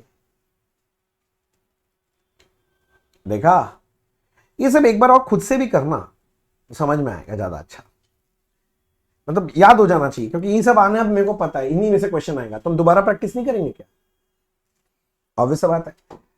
Which of these items are taken into consideration for preparation of adjusted cash book? Adjusted cash book में दो चीज आता था मेरे को याद है, एक एरर इन कैश बुक और एक correct entry in passbook not recorded in cash book. तो मतलब मिस्टेक इन कैश बुक, हाँ, मिस्टेक इन पासबुक नहीं, और बाकी सीडी भी नहीं होगा, क्योंकि सीडी देखो टाइमिंग डिफरेंस है, तो बीआरएस आइटम है, तो ऑप्शन नंबर ए ही सही लग रहा है मुझे। Debit balance as per bank passbook, passbook में डेबिट बैलेंस मतलब ओडी बैलेंस है, ओवरड्राफ्ट, ओवरड्राफ्ट, तो बोलते इसका मतलब क्या, हम बोले बैंक ओवरड्राफ्ट, वही तो चिल्ला रहा हूं, बैंक ओवरड्राफ्ट है इसका मतलब। Overdraft as per cash book, cash book में ओवरड्राफ्ट कब होगा, when your withdrawals are more than your deposits. देखते हैं, cash book overdraft as per cash book का मतलब है कैश बुक का क्रेडिट बैलेंस होगा, credit balance in passbook, credit balance in bank column of cash book, cash book में credit balance, cash book का debit मतलब फेवरेबल, क्रेडिट मतलब unfavourable. जो लोग मेरे से क्लास के याद करो, नोट्स जब लिखा था कॉन्सेप्ट में, क्या मैंने ये सब लिखाया नहीं था, पूरा लिखाया हुआ है, इसलिए बोलते मेरा नोट्स पढ़ के जाओ, वो उसमें सब कुछ कवर हो जाता है। 13 के बाद और क्या है, देखो देखो देखो 14, when preparing a bank reconciliation statement, if you start with debit balance as per cash book, ठीक है, कैश बुक स्टार्टिंग पॉइंट है, cheque send to bank but not collected मतलब cheque deposited not clear, cheque deposit कर दिया, cash book में record हो गया, cash book का बैलेंस बढ़ गया, क्लियर नहीं हुआ, पासबुक में एंट्री नहीं हुआ, starting point cash book, cash book से पासबुक जाएगा तो क्या करोगे, नीचे, नीचे मतलब less, option number be deducted. कुछ नहीं है, हलवा है हलवा, जॉल जॉल, तुम्हारे जैसे इंटेलिजेंट बच्चों के लिए सब क्वेश्चन है। बोलता Messrs AB enterprises had bank balance 8800 as per cash book and the following were found, bank balance as per cash book 8800, ठीक है, बोलता है 3 cheques deposited for 5800 but only 1 cheque of 2000 clear हो गया। तो 2000 का चेक क्लियर हो गया, मतलब 3800 का चेक क्लियर नहीं हुआ। चेक डिपॉजिट हुआ, कैशबुक में रिकॉर्ड हो गया, कैशबुक का बैलेंस बढ़ गया, पासबुक में एंट्री नहीं हुआ। कैशबुक से पासबुक लेस करना है, तो लेस करेंगे 3800, क्योंकि 2000 जो चेक क्लियर होगा उसका मतलब नहीं है, जो नहीं हुआ 3800 वो बीआरएस आइटम है। डिविडेंड कलेक्टेड बाय बैंक, तो डिविडेंड कलेक्ट कर लिया तो पासबुक में एंट्री हो गया, पासबुक का बैलेंस बढ़ गया, कैशबुक में एंट्री नहीं हुआ, कैशबुक से पासबुक जाएगा, ऐड करना चाहिए, तो 1250 ऐड होगा। ओ नहीं, कहानी कुछ और ही है, सॉरी हम आधा पढ़ के छोड़ दिए। बोलता dividend collected by bank 1250 was wrongly entered in cashbook as 1250 के जगह पर मैंने 1520 लिख दिया, रियली सॉरी मैंने ज्यादा लिख दिया। 1250 के जगह मैंने 1520, तो 270 ज्यादा लिख गया। कैशबुक का debit side, receipt side, receipt ज्यादा तो कैशबुक का बैलेंस ज्यादा हो गया, पासबुक में एंट्री नहीं हुआ, कैशबुक से पासबुक लेस 270, रियली सॉरी। हाँ, आधा पढ़ के ही हीरो बन गए थे। तो भैया ये हो गया था 8800 माइनस 3800 माइनस 270, तो 4730 का बैलेंस आना चाहिए।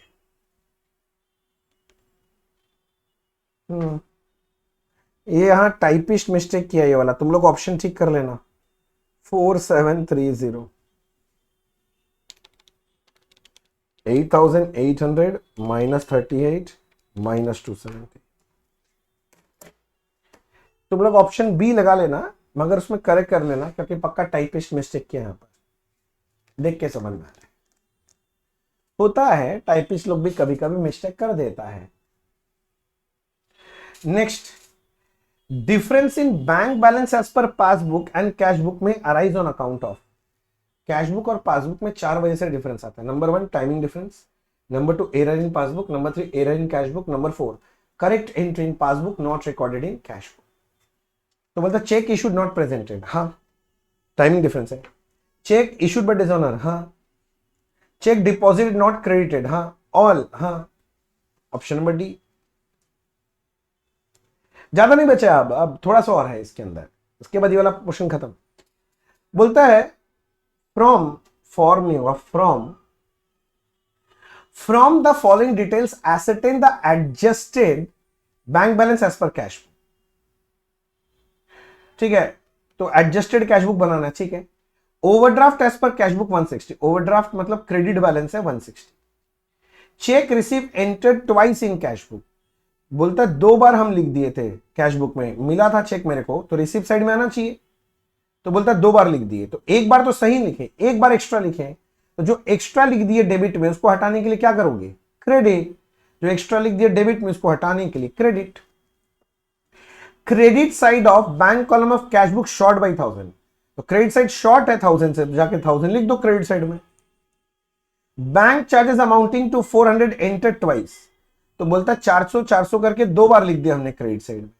एक बार सही है, एक बार ज्यादा हो गया तो ज्यादा हो गया, तो उल्टा साइड में लिख दो।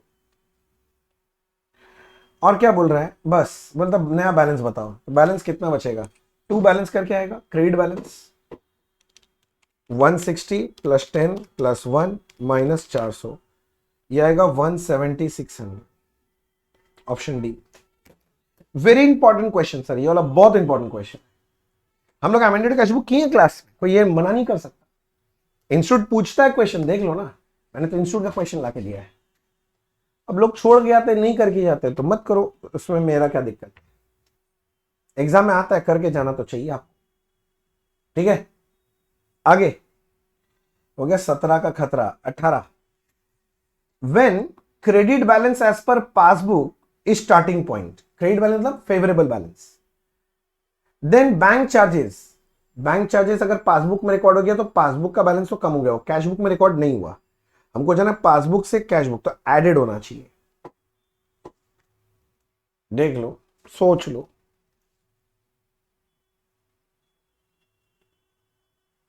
सोच लिया।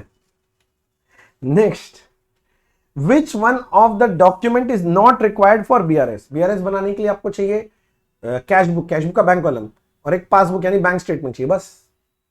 बैंक कॉलम ऑफ कैशबुक चाहिए, बैंक पासबुक चाहिए, प्रीवियस ईयर बैलेंस शीट नहीं चाहिए, बैंक स्टेटमेंट वही पासबुक को ही बैंक स्टेटमेंट बोलते हैं, ऑप्शन नंबर सी नहीं चाहिए, बोला था नॉट रिक्वायर्ड। हम पिछले साल का बैलेंस शीट लेके बीआरएस में ना बनाएंगे, गजब बात करता है लोग भी कभी कभी। Next, in a overdraft balance as per cash book OD balance starting में बोलता a cheque of 1250 deposit into bank but not recorded in cash book. Bank में डिपॉजिट हो गया, कैश बुक में रिकॉर्ड नहीं किया, तो पासबुक में रिकॉर्ड हो गया, तो पासबुक का बैलेंस तो बढ़ गया, कैश बुक में रिकॉर्ड नहीं हुआ। स्टार्टिंग पॉइंट कैश बुक से पासबुक क्या करना चाहिए, ऐड, किंतु ओडी है तो उल्टा लेस हो जाना चाहिए 1250, डिडक्टेड 1250 ए।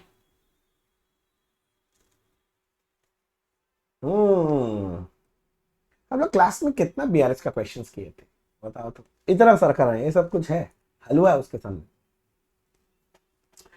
अब ये सब एमसीक्यू देख के शायद बहुत सारा बच्चा का दिमाग में आएगा कि मैं क्लास में इतना डेप्थ में क्यों घुसता हूं,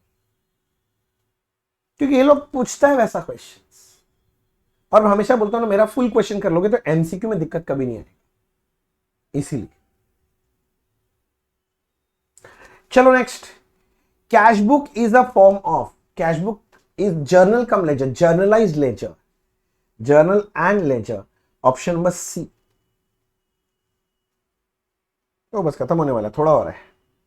next 22, contra entries are passed only when, contra entry मतलब कैश बैंक दोनों आएगा।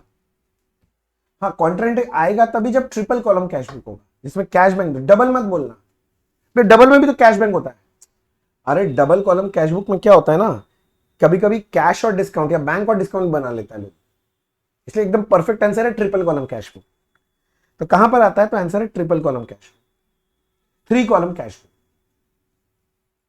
ये याद रखना, ये ट्रिकी क्वेश्चन है, वजन डबल कॉलम भी लगाने के लिए सोचेगा, अब आप ट्रिपल लगाओगे, क्यों, ट्रिपल कॉलम अगर कैश बैंक डिस्काउंट तो कॉन्ट्रा पक्का आएगा, डबल कॉलम कैश बुक में कैश बैंक अकाउंट भी हो सकता है, कैश डिस्काउंट भी हो सकता है, तो कैश और डिस्काउंट होगा तो कॉन्ट्रा आएगा ही नहीं वहां, इसलिए बोल रहा हूं ट्रिपल लगाना, 3 कॉलम।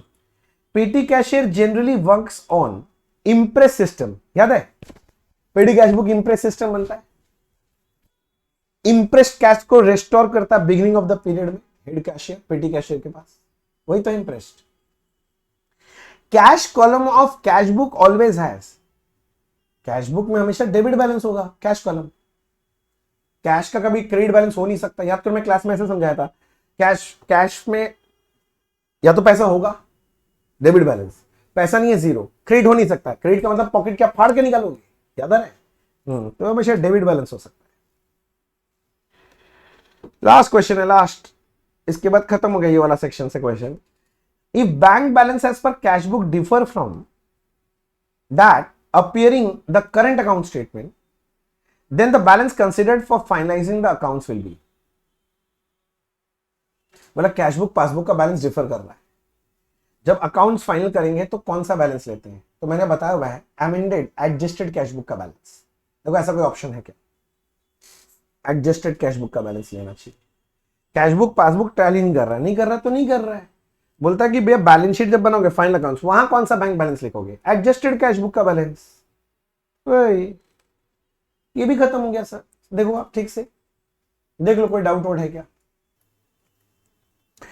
चलिए दोस्त, अब प्रैक्टिस करते करते हम लोग ट्रायल बैलेंस प्रैक्टिस करते हैं। चलिए, तो ये शीट निकाल लीजिए आप ट्रायल बैलेंस का, अपने पास, आपके पास आ गया होगा, नहीं होगा तो आप मेरे से मांग लीजिए, आपको दे दूंगा, नहीं तो लिंक दिया होगा डिस्क्रिप्शन बॉक्स में, वहां से क्लिक करके निकाल लीजिएगा। देखो क्या बोल रहा है, which of the following errors are not revealed by trial balance, trial balance बनाने से कौन सा एरर रिवील नहीं होगा, पता नहीं चलेगा। कंपेंसेटिंग एरर, हाँ ट्रायल बैलेंस टैली हो जाएगा, पता नहीं चलेगा। एरर ऑफ कमीशन पता चल जाएगा, रॉन्ग बैलेंसिंग पता चल जाएगा, रॉन्ग टोटलिंग पता चल जाएगा, तो वही बोला कौन सा रिवील नहीं होगा, तो आंसर है ऑप्शन नंबर ए, कंपेंसेटिंग एरर, तो कंपेंसेट हो जाएगा तो पता नहीं चलेगा। Next, suspense account in trial balance will be entered in the, trial balance में सस्पेंस अकाउंट है तो वो जाता है फाइनल अकाउंट्स में, बैलेंस शीट में, डेबिट बैलेंस है तो एसेट साइड में, क्रेडिट बैलेंस है तो लाइबिलिटी साइड में, तो इसका आंसर होना चाहिए option number B, balance sheet only. Third question क्या दिया देखिए, बोलते हैं closing stock appearing in trial balance is shown in, अगर ट्रायल बैलेंस में अगर आपका क्लोजिंग स्टॉक है, मतलब आपका क्लोजिंग स्टॉक आपने एडजस्ट कर दिया परचेज से, तो परचेज से एडजस्ट हो गया तो सिर्फ एक ही जाएगा asset side of balance sheet, और कहीं नहीं जा सकता, तो बैलेंस शीट ओनली। ठीक है sir. Depreciation appearing in trial balance, trial balance में अगर डेप्रिसिएशन एक ही इफेक्ट होगा, वो पीएल के डेबिट साइड में दिखाते हैं, तो ये ऑप्शन नंबर ए सही लग रहा है, तब पीएल अकाउंट में जाएगा सर। अच्छा जी, prepaid expense appearing in trial balance is shown in, जो प्रीपेड एक्सपेंस ट्रायल बैलेंस में है वो बैलेंस शीट के एसेट साइड में दिखाया जाता है। एक इफेक्ट ट्रायल बैलेंस में कुछ भी इसका एक इफेक्ट होता है ना, तो बैलेंस शीट के एसेट साइड में दिखाया जाएगा। 5 नंबर, ऑप्शन नंबर बी, 5 का ऑप्शन बी। ठीक है ना। 6, outstanding expense appearing in trial balance, अगर ट्रायल बैलेंस में आउटस्टैंडिंग एक्सपेंस है तो वो बैलेंस शीट के लायबिलिटी साइड में जाता है। सिंपल है, वो बैलेंस शीट के लायबिलिटी साइड में।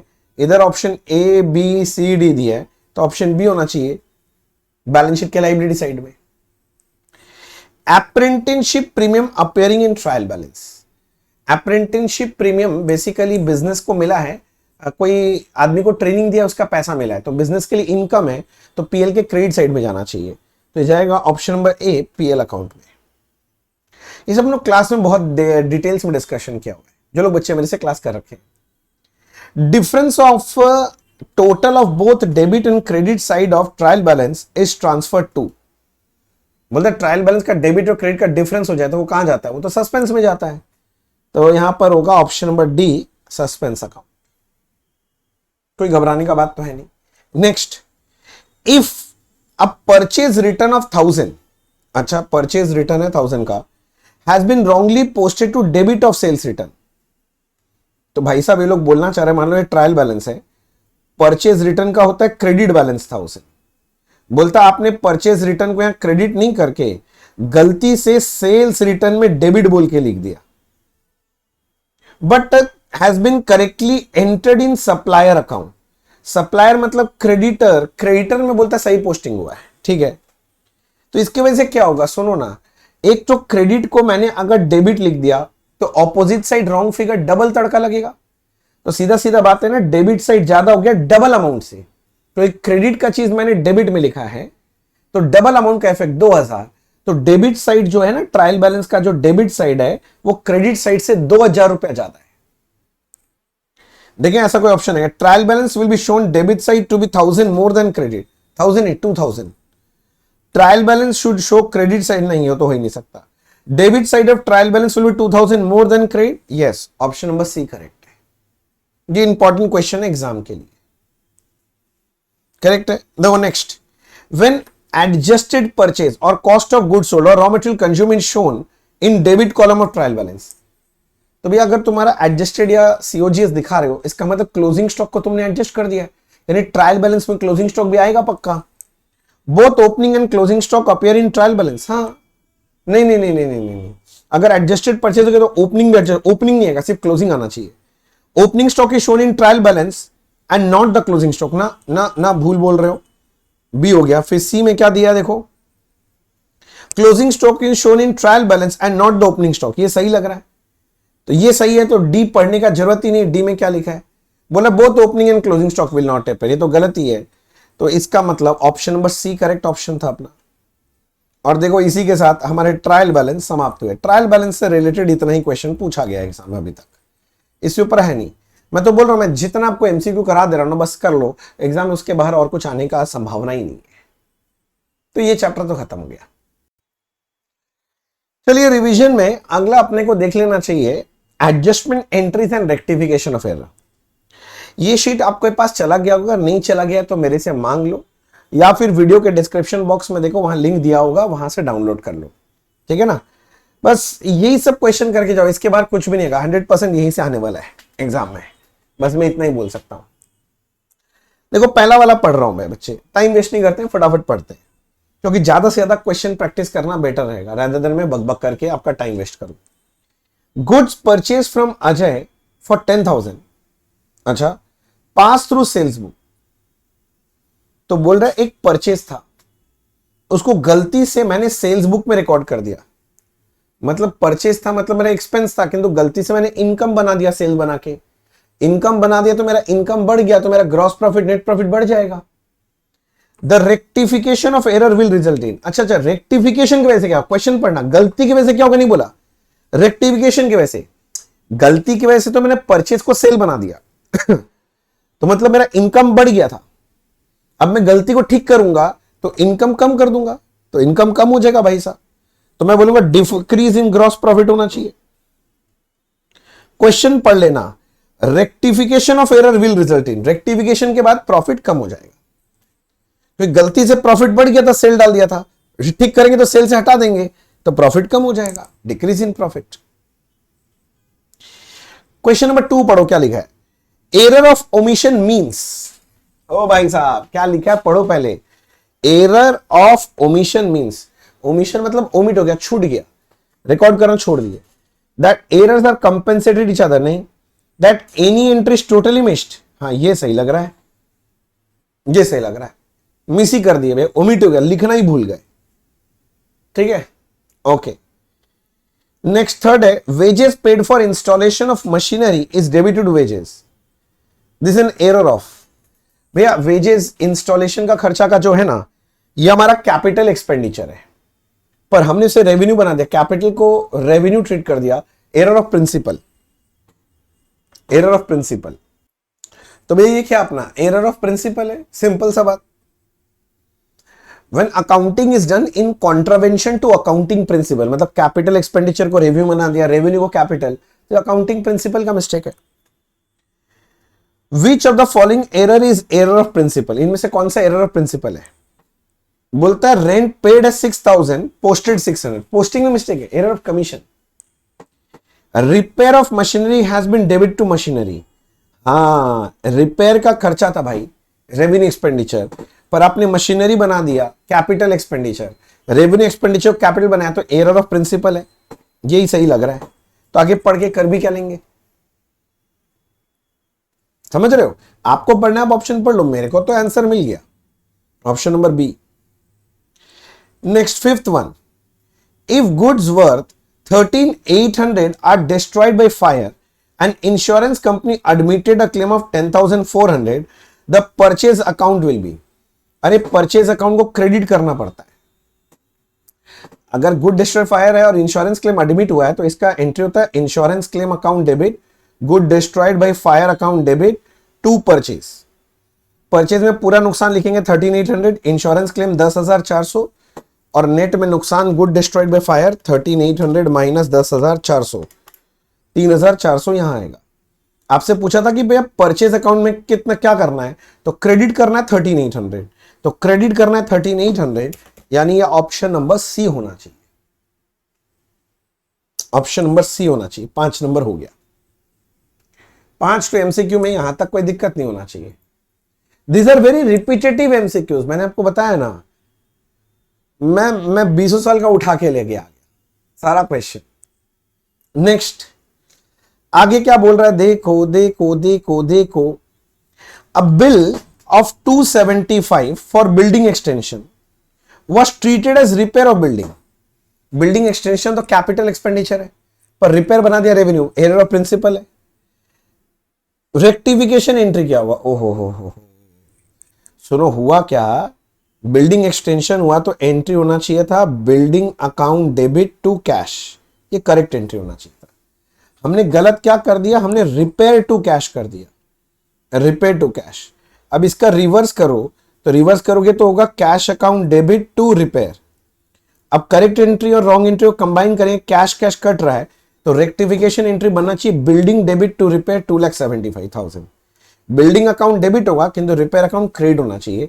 मुझे लगता है ऑप्शन नंबर सी सही रहेगा, बिल्डिंग अकाउंट डेबिट हो रहा है, ठीक है ना, डेबिट हो रहा है बिल्डिंग और क्रेडिट हो रहा है रिपेयर अकाउंट, ये रेक्टिफिकेशन एंट्री है। हड़बड़ाने का बात नहीं है, धीरे धीरे हौले हौले करेंगे तो हो जाएगा। Next, what will be the effect of net income for current year if opening stock is understated by 10,000। भैया ओपनिंग स्टॉक अगर कम करेंगे तो प्रॉफिट कम हो जाएगा मेरा 10,000 से। नहीं भैया आपको आता नहीं है, ओपनिंग स्टॉक और प्रॉफिट का उल्टा रिलेशन होता है। ओपनिंग स्टॉक ज्यादा तो प्रॉफिट कम, और ओपनिंग स्टॉक कम होगा तो प्रॉफिट ज्यादा। तो ओपनिंग स्टॉक अगर आप कम किए भैया तो प्रॉफिट ज्यादा हो जाएगा 10,000 से, चलो अच्छा बात है। And closing stock overstated, closing stock का प्रॉफिट से उल्टा सेम रिलेशन है, इनवर्स नहीं, हाँ सेम रिलेशन है, मतलब क्लोजिंग स्टॉक बढ़ेगा प्रॉफिट बढ़ेगा, क्लोजिंग स्टॉक कमेगा प्रॉफिट कमेगा। तो क्लोजिंग स्टॉक अगर बढ़ा है तो प्रॉफिट भी बढ़ जाएगा 5,000 रुपए से। तो बोल रहा है भैया क्या होने वाला है, भैया 15,000 रुपया प्रॉफिट बढ़ जाएगा मेरा। मतलब इन शॉर्ट में बोलना चाह रहा हूं, my profit will B over stated by 15,000। ये गलती की वजह से मेरा प्रॉफिट ओवर स्टेटेड हो जाएगा 15,000 से। ये डेबिट क्रेडिट कहां से प्रिंट कर दिया, लोग पागल हो गया टाइपिस्ट लोग। 15,000 ओवर स्टेटेड, हाँ वो डेबिट क्रेडिट मत देखना, गलत प्रिंट कर दिया था, पगला है पगला, पगला है पगला, समझ गया ना। Which of the following errors is an error of principle. Error principle आपको बताया तो when accounting is done in contravention to accounting principle। पढ़ के देखो, total sales figure was taken as 19,373 instead of 19,733। error of commission है ये। A discount of 30 allowed to A was not recorded in discount allowed। तो ये posting में mistake हो गया भैया, ये भी कमीशन ही है। Legal charges for acquisition of building for 500 was entered in legal expense। नहीं, गलत हो गया। अगर एक्विजिशन ऑफ बिल्डिंग के लिए है तो ये कैपिटल एक्सपेंडिचर है, पर उसने लीगल एक्सपेंस मतलब रेवेन्यू बना दिया, तो ये एरर ऑफ प्रिंसिपल है भाई। इसका मतलब अगर ये सब गलती समझना है तो आपका कैपिटल और रेवेन्यू एक्सपेंडिचर पे पकड़ होना अच्छा होना चाहिए, तो है ही। हर चैप्टर इंटर रिलेटेड होता है बच्चे। If depreciation is excess charge by 500, हमने डेप्रिसिएशन ज्यादा लिख दिया तो मेरा प्रॉफिट तो 500 रुपए से कम हो जाएगा, डेप्रिसिएशन खर्चा ज्यादा तो प्रॉफिट कम। And closing stock understated by 500, closing stock कम करेंगे तो प्रॉफिट भी कम हो जाएगा। अच्छा, then the net profit will be understated by 1000, net profit understated by 1000, understated by 1000 due to this error. इन गलतियों की वजह से, ठीक करने की वजह से नहीं, इस बार बोला ड्यू टू दिस एरर, इस गलती की वजह से मेरा प्रॉफिट अंडरस्टेट हो गया 1000 रुपीज से। 500 एंड 500 दैट इज 1000। क्या समझा पाया? अरे जी है जी, कहां तुम लोग इंटेलिजेंट, कहां ये लल्लू पंजू। नेक्स्ट देखो, purchase of goods 13,500 were recorded as 13,000 in purchase book. तो भैया अगर तुमने फिगर ही रॉन्ग किया है तो एरर ऑफ कमीशन माना जाता है इसको। तो 13,500 को 13,000 लिखा है, फिगर रॉन्ग लिखा है, wrong amount, error of commission. Notes याद करो मेरा, एरर ऑफ कमीशन में ठीक बोल रहे हैं। Option number B. 10 तक तो हो गया, आगे चलते हैं। 11, the cost of furniture lost by fire 18,000, ठीक है।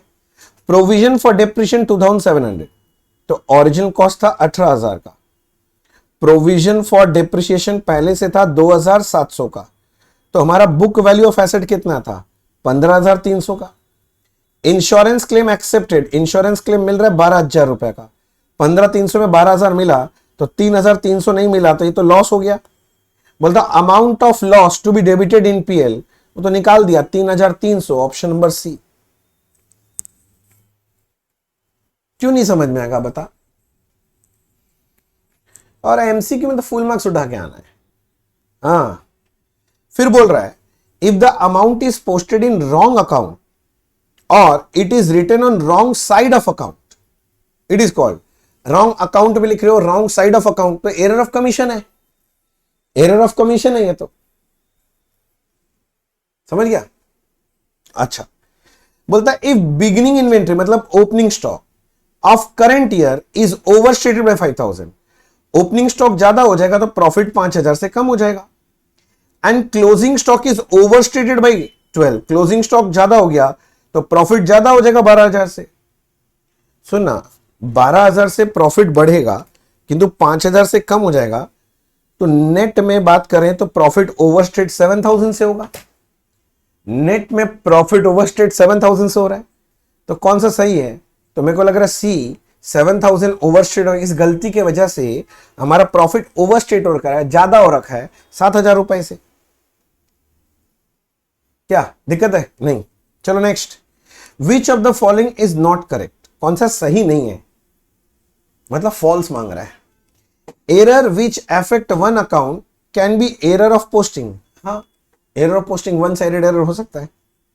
Error of omission arise when any transaction is left to be recorded, हाँ, अगर लिखना भूल गए तो एरर ऑफ ओमिशन होता है। Error of carry forward one year to another year affect both personal and real. Carry forward both personal और real बोलना चाहिए था इनको। हाँ, क्योंकि कैरी फॉरवर्ड अगर हो रहा है, पर्सनल नॉमिनल भी हो ही सकता है, नॉमिनल भी हो ही सकता है, तो ये हमको थोड़ा सा क्वेश्चन मार्क लग रहा है। Error of commission arises when any transaction is recorded in fundamentally incorrect manner. भाई साहब, अब कौन सा ऑप्शन होगा? मैं तो कंफ्यूज हो गया, सोचो, बोलो। मैंने आपको बताया था कि जब ऐसे ऑप्शन में गड़बड़ी हो तो सबसे बेस्ट ऑप्शन को टिक मार्क लगाना चाहिए। ए और बी तो इन नॉट करेक्ट बोल रहा है, तो बोलता है एरर ऑफ कैरी फॉरवर्ड होगा one year to another affect personal real. हाँ, मतलब इस ईयर से अगर अगले ईयर में कैरी फॉरवर्ड गलती कर रहा हूं तो बोलता है वो या तो पर्सनल हो सकता है, रियल हो सकता है। हाँ, हो सकता है, नॉमिनल भी हो ही सकता था, किंतु ये हो सकता है। किंतु ये वाला देखो, लास्ट वाला, error of commission arises when any transaction recorded fundamentally incorrect manner. अगर फंडामेंटली इनकरेक्ट मैनर में रिकॉर्ड कर रहे हो तब तो ये एरर ऑफ प्रिंसिपल है, कमीशन नहीं है। तो बोला था कौन सा करेक्ट नहीं है, तो ऑप्शन नंबर डी ये करेक्ट नहीं है भैया। एरर ऑफ कमीशन ये नहीं होता है। एरर ऑफ कमीशन में क्या क्या आता है? रॉन्ग अकाउंट में हो गया, रॉन्ग अमाउंट हो गया, रॉन्ग साउट ऑफ अकाउंट हो गया, रॉन्ग टोटल हो गया, रॉन्ग कैरी फॉरवर्ड हो गया, ये सब गलती कमीशन होता है।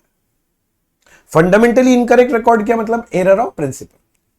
ठीक है, next, when goods were 272 return by Lala Prasad through the books as 722 rectification कितना होगा? अच्छा, बोल रहा goods were 272 return by Lala. Lala मेरे को रिटर्न कर रहा है, लाला को सेल किया होगा, मतलब रिटर्न, तो सेल्स रिटर्न है, तो सेल्स रिटर्न का एंट्री होता है sales return account debit to Lala, होना चाहिए आपका 272। और बोल रहा है बुक में रिकॉर्ड कर दिया 722, मतलब आपने 722 लिख दिया 272 के बदले, मैंने 450 ज्यादा लिख दिया। तो रेक्टिफिकेशन एंट्री होना चाहिए Lala account debit to sales return, और वो भी कितना अमाउंट? 450 होना चाहिए। डिफरेंस का फिगर सोचो, मेरे को हड़बड़ाना नहीं है, आपको सोचना है। करेक्ट, तो लाला टू सेल्स रिटर्न 450 सही होगा, देखते हैं। लाला अकाउंट डेबिट 450 ये सही लग रहा है, बाकी तो गलती ऑप्शन है। लाला टू सेल्स रिटर्न, ठीक है, तो लाला डेबिट होगा ना 450 से, लिख दो। तो है तो बढ़िया, तुमको सब कुछ लल्लू लल्लू थोड़ी ना देगा, कुछ तो पूछेगा। पढ़ा लिखा बच्चा है कि नहीं, चेक नहीं करेगा क्या? If goods worth 1750 return to supplier, return to supplier मतलब परचेज किया था, रिटर्न हो गया, is wrongly entered in sales return book. अच्छा, परचेज रिटर्न की जगह सेल्स रिटर्न कर दिया। सुनो ना, बोल रहा था परचेज रिटर्न 1750 का, परचेज रिटर्न परचेज का उल्टा है, ऐसे सोच ले एक बार, गंदा तरीका, ये इनकम एक तरह से। अब उसको हमने बना दिया सेल्स रिटर्न, परचेज रिटर्न की जगह हमने लिख दिया सेल्स रिटर्न, मतलब एक तो इनकम लिखा नहीं और उल्टा खर्चा लिख दिया, ऐसे सोचो आप। तो खर्चा कितना ज्यादा लिख दिया, दोनों को जोड़ दो, 3320 से खर्चा ज्यादा लिख दिया तो प्रॉफिट कम हो जाना चाहिए, तो सीधा बात है मेरा प्रॉफिट कम हो जाएगा। अरे ऐसे सोचो ना, परचेज रिटर्न नहीं लिख के मैंने सेल्स रिटर्न कर दिया, सेल्स मतलब सेल्स कम हो गया, सेल्स कम हो गया मतलब इनकम कम हो गया, इनकम मतलब प्रॉफिट कम हो गया, तो मेरा ग्रॉस प्रॉफिट कम हो जाएगा 3320 से। जीपी कम होगा तो एनपी भी कम हो जाएगा, 3320 से कम हो जाएगा। ऑप्शन डी सही लग रहा है, gross profit will decrease by 3320। बोलो, समझ में आया? बढ़िया क्वेश्चन है सर, थोड़ा ध्यान रखना पड़ेगा। Next, select correct journal entry to rectify an error, an amount of 10,000 withdrawn by owner for personal use debited to trade expense. अरे यार, ओनर विथड्रॉ किया तो एंट्री होना चाहिए था drawings account debit to cash, ये लोग बोल रहे हैं ट्रैवलिंग एक्सपेंस टू कैश कर दिया। रिवर्स करोगे तो cash account debit to travelling expense, cash cash कर दिया, rectification entry drawings account debit to travelling expense, drawings account debit to travelling expense. Option number A सही लग रहा है, debit drawings account, credit trade या trade expense account, sorry travelling नहीं, trade expense. देख लो भैया 18 हाँ। Expense paid but not accrued, मैंने पे कर दिया, अक्रू नहीं किया, मैंने टाइम से पहले पे कर दिया, ये मेरा प्रीपेड एक्सपेंस है, prepaid prepaid expense, option number C. कैसा लगा? बढ़िया। Next, whenever errors are noticed in accounting record they should be rectified। हाँ, जब पता चले तभी रिकॉर्ड करो। At the time of preparation of trial balance नहीं, without waiting the accounting year to end, हाँ पहले कर लो, एंड करने का कौन इंतजार करता है? फिर बोलता है फाइनल अकाउंट्स बनाने के बाद, फिर बोलता है अगले साल, नहीं भाई जैसे पता चले वैसे ठीक करो। तो without waiting the accounting year to end होने का इंतजार नहीं करना है, पता चला ठीक कर लो। लास्ट का कौन वेट करता है? अच्छा बस खत्म हो गया। तो भैया ये वाला जो चैप्टर था इसका भी देखो एमसीक्यूज हमने सारा कर लिया सर, जितना एग्जाम पूछा बस इतना ही पूछा है। अरे इससे बहुत ज्यादा पूछा है पर सब रिपीटेटिव था, तो मैंने वही सिंगल सिंगल क्वेश्चन रखा है। रिपीट हुआ तो दोबारा थोड़ी ना लिखूंगा। खत्म हो गया ये।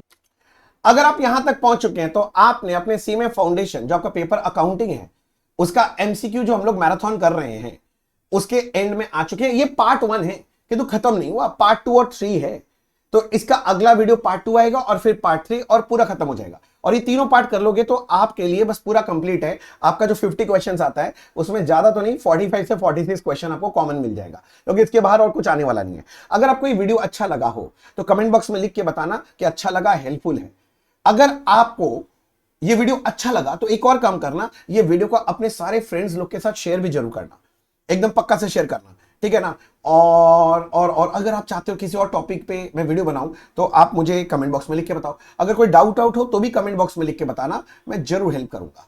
बात समझ में गया? और अगर आप पीडीएफ डाउनलोड नहीं किया अभी तक तो पीडीएफ डाउनलोड कर लो, आपके लिए हेल्पफुल रहेगा मुन्ना। बात समझ में आया? तो चलो मिलते हैं अगले वीडियो में। Till then take care, bye bye and all the best for your exam.